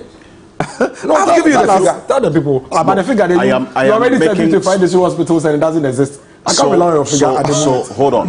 Not even talk about that. I'm not talking about the numbers. I'm talking about the specific provision in the 2016 I said, I was mentioning names to you, the figures to you. The specific provision in the 2016 budget for employment into essential services. Show me. As we have seen, I have shown you the one we are doing now. Indicating a document you can verify. Where is it? Which is the 20. I haven't seen it. I have never seen it. You don't have the. But you can speak to what you are seeing. What I know is that when we came to office, as far as 2017, we had even 2012 health professionals. It's not true. Still at home. It's not true. You see this thing. It's not true. Me and I tell you, it's not true. So have you forgotten that? Can I? But you ask me the thing that you're coming to talk about. No. Wait. I should wait for you. Okay. So the finance minister indicated in 2023 in presentation of the budget, because you are talking to what you say you know or you can see. He indicated that there was a freeze on public sector employment. Is it not? Net freeze, yes, in the budget. He said that. Net freeze, yes. Net freeze. But then you are employing now. Yes. In the health sector. Yes. Education. Because there's some exception for essential services, is it not? Can I respond now? Without interjections? Can I respond? No. I'm asking exactly. Yeah, can I respond without interjections? So how different is it from what happened in 2016? So I keep telling you that you are not even comparing. You are not, what is the comparison? In 2015, you have not shown me or your viewers any evidence of recruitment in 2015, because when we came to office in 2017, we still had 2012 nurses at home. They came to picket at the health ministry. We still had teachers. They came to picket at the health ministry. But I am showing you not just even the financial clearance, but even appointment letters of teachers that has been issued this week. Yesterday, there is news reported by your portals of people passing out from training. I am showing you that in 2023, in spite of our economic challenges. And you are telling me about 2015, so which I know you haven't shown me anything. The recruitment, you are saying at least for the nurses, I think that in putting it into specific facts. Not just the nurses. Let me even tell you. Let me even blow your mind. 2019, let me even blow your mind more. Today. Let me even blow your mind more. Relax. Today. Okay. The recruitment you are doing is for 2019. Let me blow your mind more. Graduates. Let me blow your mind more. Let me blow your mind. Let me blow your mind more. Let's establish that. The 2023 recruitment you are doing is for the 2019 nurses. You don't allow my argument to stay in context. You ask your questions and you keep mixing them up. Let me situate the conversation. I'm telling you that specific questions. But then you jump. You give me. I'm asking specific questions. How does it relate to what we are discussing now? I am telling you that in spite of the economic challenges, we are recruiting. In spite of the economic challenges, and you were trying to make a case that in 2015 when we went to IMF, they were recruiting. And I'm saying you haven't shown me. I have shown you mine, but you haven't shown me yours. And I said, let me blow your mind. It is not only essential services recruitment that government is doing. As we speak, this government is recruiting close to about 500 people in the northern sector, 48 districts in the north, plus OT, as community facilitators under the Gulf of Guinea project on a credit facility secured by government. As we speak today, this government is recruiting people into what we call the Ghana Productive Safety Net projects. In districts, they are working. So it is not as if the recruitment is being done under only nurses or teachers or security services. There are recruitments going on in this country that Ghanaians are benefiting from. If you like, pick a phone today. Call Bulsa North, call Salaga East, call any of the MPs, including NDC MPs, and ask them whether in their district, in the northern sector, young people are not being recruited and being paid monies every month and being given support to survive. The point is that, Alfred, no matter how you try to assist Honorable Neil Anteva-Dapo and the NDC in the conversation, as if you try to guide it, of course you are guiding. I know a moderator. No matter how you try to help, it will not wash. We are in a very difficult situation right now in this country, no doubt. We have a very difficult economic challenges. But I can tell you for a fact that there is no way the NDC, as former President Mahama is putting it, can match up to the MPP. He's talking about AstroTurfs. And I'm surprised. When we came, there were only 2 AstroTurfs in this country. Only two. When we came, there were only 2 AstroTurfs in this country. It is evident. There were only 2 AstroTurfs. Today, you can count hundreds of AstroTurfs across the country. Yes, that is true. Where? Some districts even have 3, 4, 5. And so you are telling me that what the Medina... No, senior, relax. So you are telling me that... What is it doing? Yes. You are telling me that you habitat... I have never seen an habitat that is this bias. So, Honorable Nilante, when you go to Medina, the young boys that this morning, are using the Medina AstroTurf pitch to train and develop their talents. You are saying that those AstroTurf that we built for them were needless, and that if you were in government, you wouldn't have built it for them. Fair enough. I'll build something better. But did you build? You had 8 years. Did you build for them? I built a whole stadium. For 8 years, did you build it for them? I built a whole stadium. Medina, did you build it for them? I won't build this. In Sawama Dueji, this morning, the young boys have AstroTurf that they are training on. Why I'm talking? You are looking at something else. You are not interested in mine. No. Because you still want to come and assist. No problem. You come back. You have the chance. But the point is that... Let me establish this. That if you are keep making... But it's not the facts. Oh, hold on. If you keep... I would not contest your opinion about... Hold on. About what I do. Okay? Because I'm the host of this program. I ask questions. I agree. If you see that as assisting, that's your own interpretation. But it's good though. There's nothing wrong with assisting. So, no, wait. Because we speak to the most verifiable facts. When I ask questions, I make reference to the most verifiable facts that everybody else can see and find out. So if I ask questions about, for instance, recruitment in a particular year, and you say you haven't seen that, and you say I haven't shown to my viewers, I think it's incumbent on me to let you also see what I make reference to. The Ministry of Health, since you say you haven't seen, I went to the Ministry of Health website, which is the most verifiable fact you can find anyway. If you go at Fabaka, this is a press release by Alex Segbefia, which we would, if we're able to put it on the screen, we will. But this is it. Alex Segbefia, Minister of Health, revealed that the government of Ghana will no longer bond nurses trained in public health training facilities from 2017. From the 2017 and 2018 academic year, new entrant nursing trainees in government-funded health trainees institutions will no longer be required to serve a bond after completion. The Ministry of Health has, by a deliberate policy over many years, increased the number of enrollment places in health institutions, training institutions throughout the country, both private and public institutions.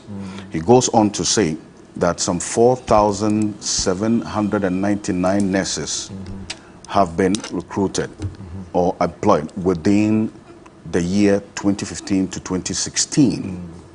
This is a press release that is available on the Ministry of Health website. The breakdown is registered midwives 1,268, registered community nurses 56, registered general nurses 507, health assistant clinical 321, and the registered general nurses 2,389. This is most verifiable fact you can find on the Ministry of Health's own website. This is 2016. Okay, so if I ask you the question, you say you haven't seen, the good news I just went on the website to find it for you. The good news is that the Midwifery and Nurses Association and the students who came to picket in 2017 because they graduated in 2012 are listening to you and they are watching you. So they would determine. Okay, so don't worry. So can I proceed now? Round up. Great. Oh, I should round up after you've taken my time. Martin Pebu hasn't been. Okay, no problem. So the fact of the matter is that for me, in spite of all the gymnastics around it, the viewers and the people of Ghana know that the NDC are incompetent. That tag cannot be placed on any other person. That if we went into challenges between 2013 and 2016, which were not on the scale as we are experiencing today, and yet they could plunge it into such difficult, dark hole economic situation, then we could imagine what would have happened if they were in power in 2022, 2023. And so former President Mahama moving around trying to excite his political base, especially because he wants to be the presidential candidate, and saying all manner of things, for me is not something that we should pay so much attention to. Okay. A lot of the facts as we have it do not even support the point he's making. And like I said, we can take it sector by sector. Immediately we beat them to the sector. The only thing he will say is that it is not good. Like he's saying the AstroTurfs are no good. Get Fund, he mentioned Get Fund, no government. no government in 4 years has put up the sort of get fund infrastructure that we have put up in our secondary institution. Why? That data has been put out severally. Even Alfred himself has actually secured that data from the get fund administrator. Is here. No government. No borrowed government. 1.5 billion. No government. And now bonds. You can't pay the bonds. You borrowed. You moved. Hold on. You moved our debt from 9 billion to 1.2 billion. That is our next conversation. You are voting for 122. You are voting for 122. Okay. Yes, and we can show you 2,500 schools. Okay. We'll be back shortly after this quick break. Lawyer Martin Kwebo, you have your take, and then we'll talk about the economy. Stay with me. We'll be back shortly.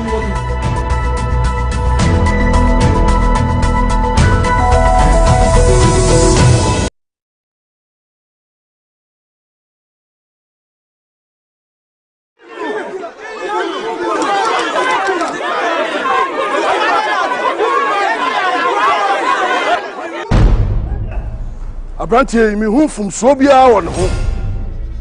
I see ku. Za abrantie we o ka kire nkrofo ni se me mo bia nto home of line e wo so bia keke. Na o sa kwa so ajenkwa ohene sesai kan ni mpotam ni na odini nchesha dada manfo ase o madi poto. Miwi na mesi ya ka ha kwa ko ke ho se na wa se o iti kuno atiale wudini usuyo wahimie wahifa asasi ani ho de dodo nyina ya mini meja dia na mo ha se me mo nipa hunu ne ye na ye papa ne na ye papa ani so nipa beto ni home appliances nyina wo kafam eso se woni wonye mim so fa so pe istay kafam so te oteto woni ma no so akodu 65%. TV ke se pa no boy se nso o ma so te o ya TV ke se wa hifia oni how yeah, Abrantie me bisamu a obi antimi ka kire me de ntie se me kuno. Ensam o kan susu to asum. Afi wei ye de Yesu hu be che no. If so kan sempa. Afi fufro no ye be dwe. Maka famfo enso to. Anyhow. Hello? Kafam. Uma sorte Ponto Pilato mame. Digital Zakios, Michelle Kofaka from TV Kasian Bremi. Ratchet, Mabunya. Confirm, Assorted Easter promo. Up to 65% off.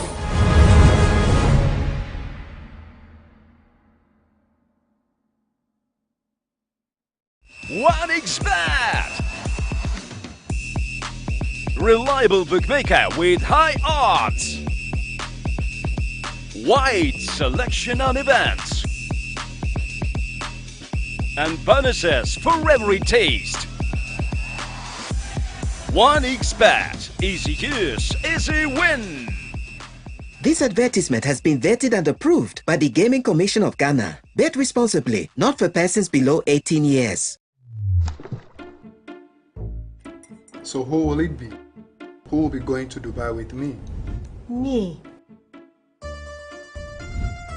Babe, think about all the fun we'll have if you pick me. I am your father, your school fees payer. You must obey.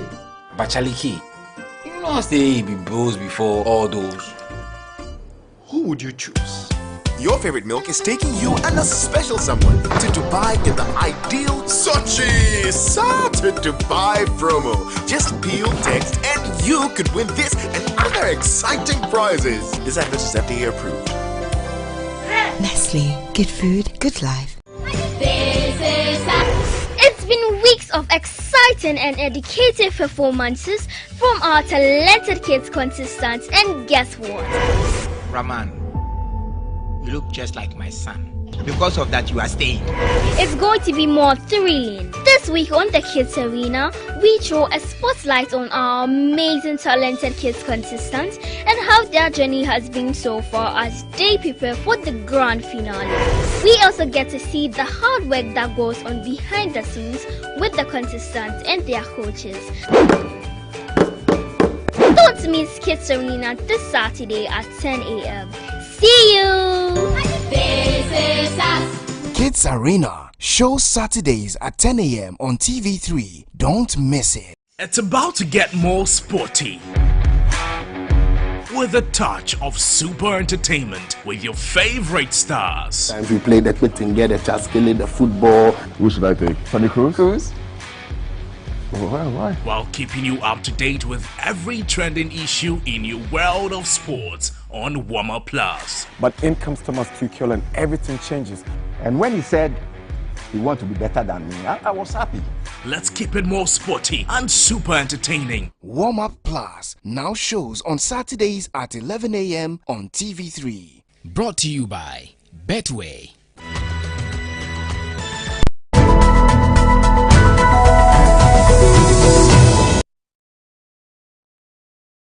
Allow me to end this category.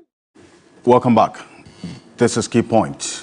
Promo Estate Masters Limited has lands located within the Ningo Prampram district, 10 minutes drive from the Central University, and at Chopoli, close to the newly proposed airport, 15 minutes drive from the Saglemi Affordable Housing Project. You can contact them on 059-388-4698, 059-388-4698 for your spot.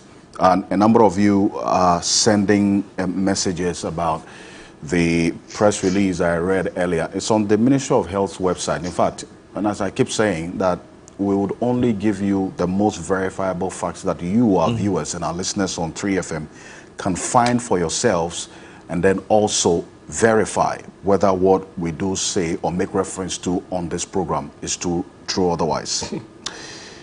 There is also another one I found on the Ministry of Education's website, because I made reference to what happened in 2016. Lawyer Martin Pebu, I'll bring you in at this point. In the end, whatever verdict that has to be made is in the eyes of the Ghanaian people, is it not? Yes, what do you see and experience? Yes.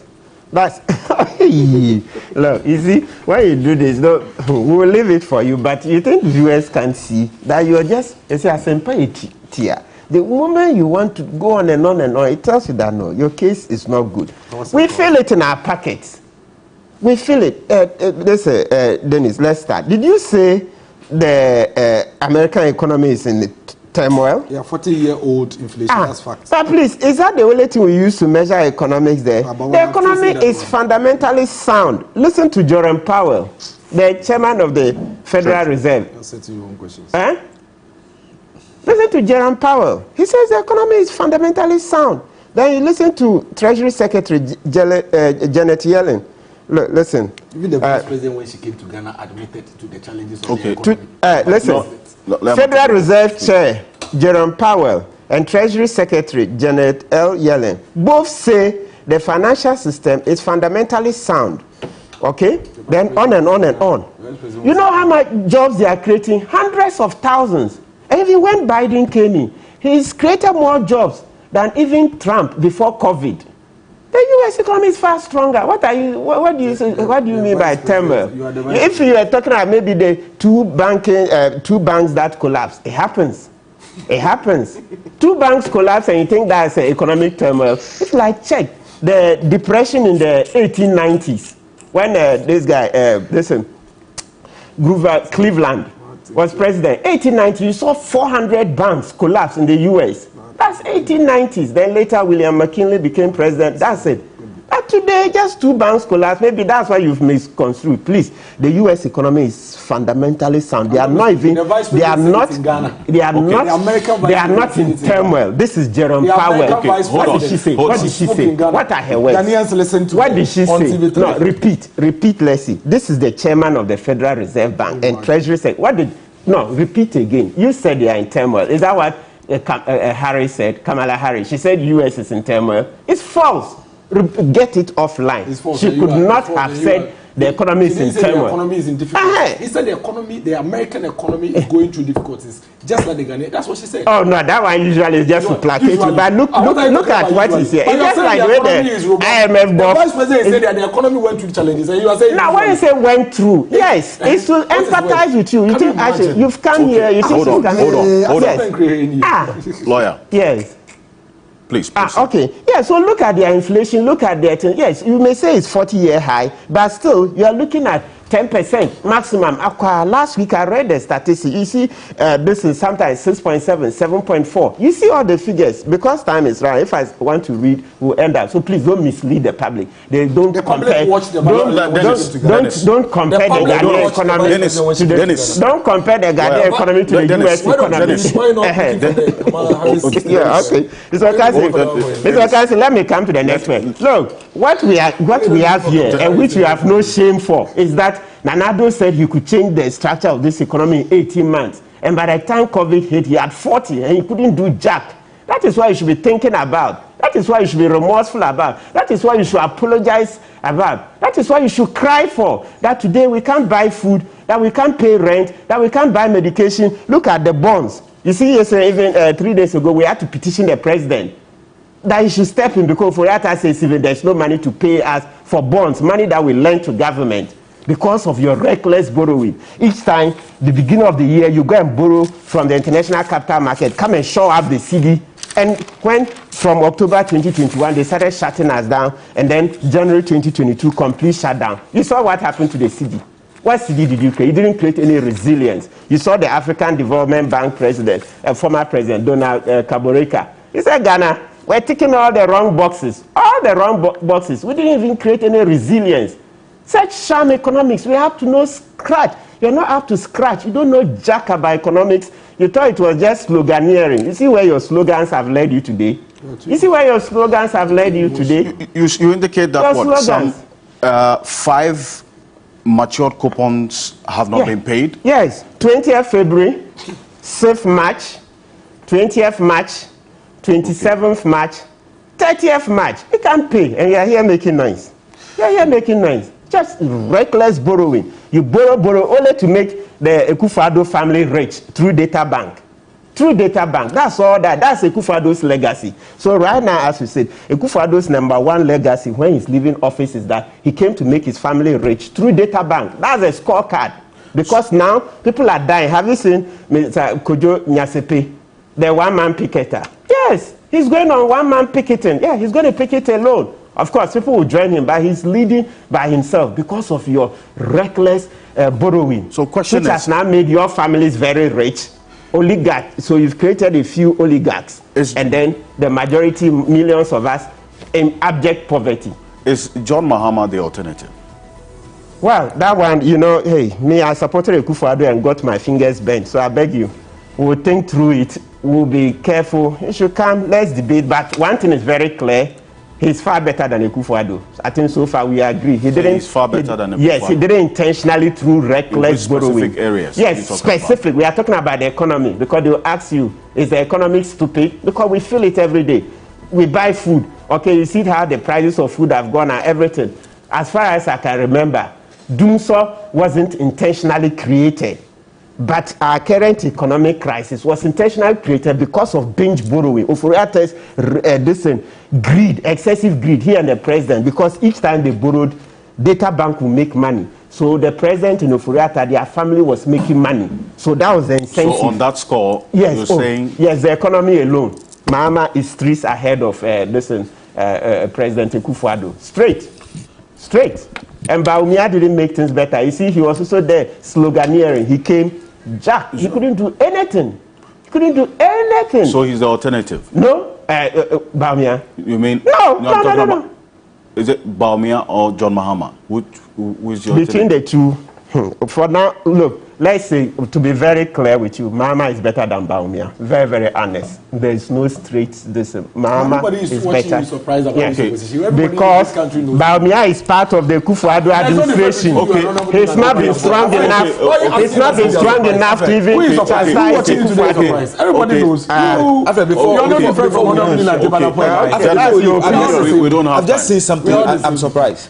I've heard that the Minister of Health, they are doing shift system with their elevator. The elevators works on days, so there was other days. Gentlemen, thank you. And I've also heard that. I just said that benchmark values have been increased. We're done. Thank you. Benchmark values have been for your time. And the messages here says in 2015 and 2016 academic year, a new posting policy was to be started where district directors were to advertise and recruit their own teachers. This policy was not however, meant to leave out any newly trained teacher.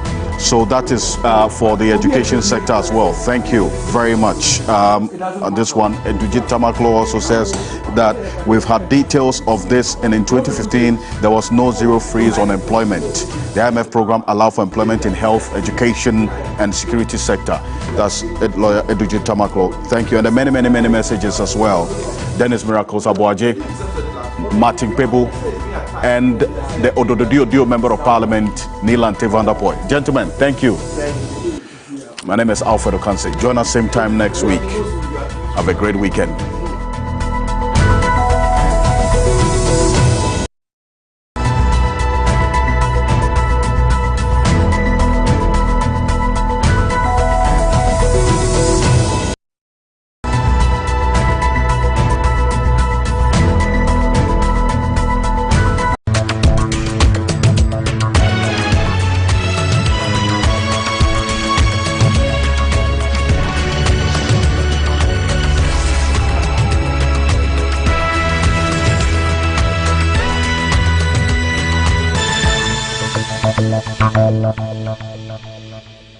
This program is rated U.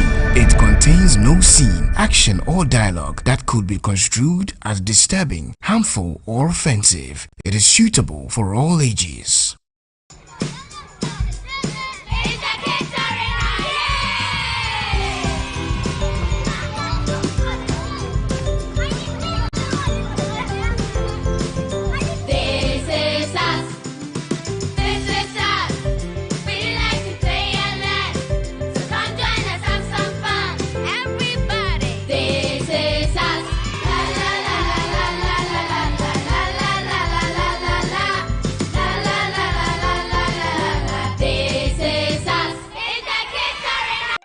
A very good morning to you all. It's the Kids Arena right here on TV3.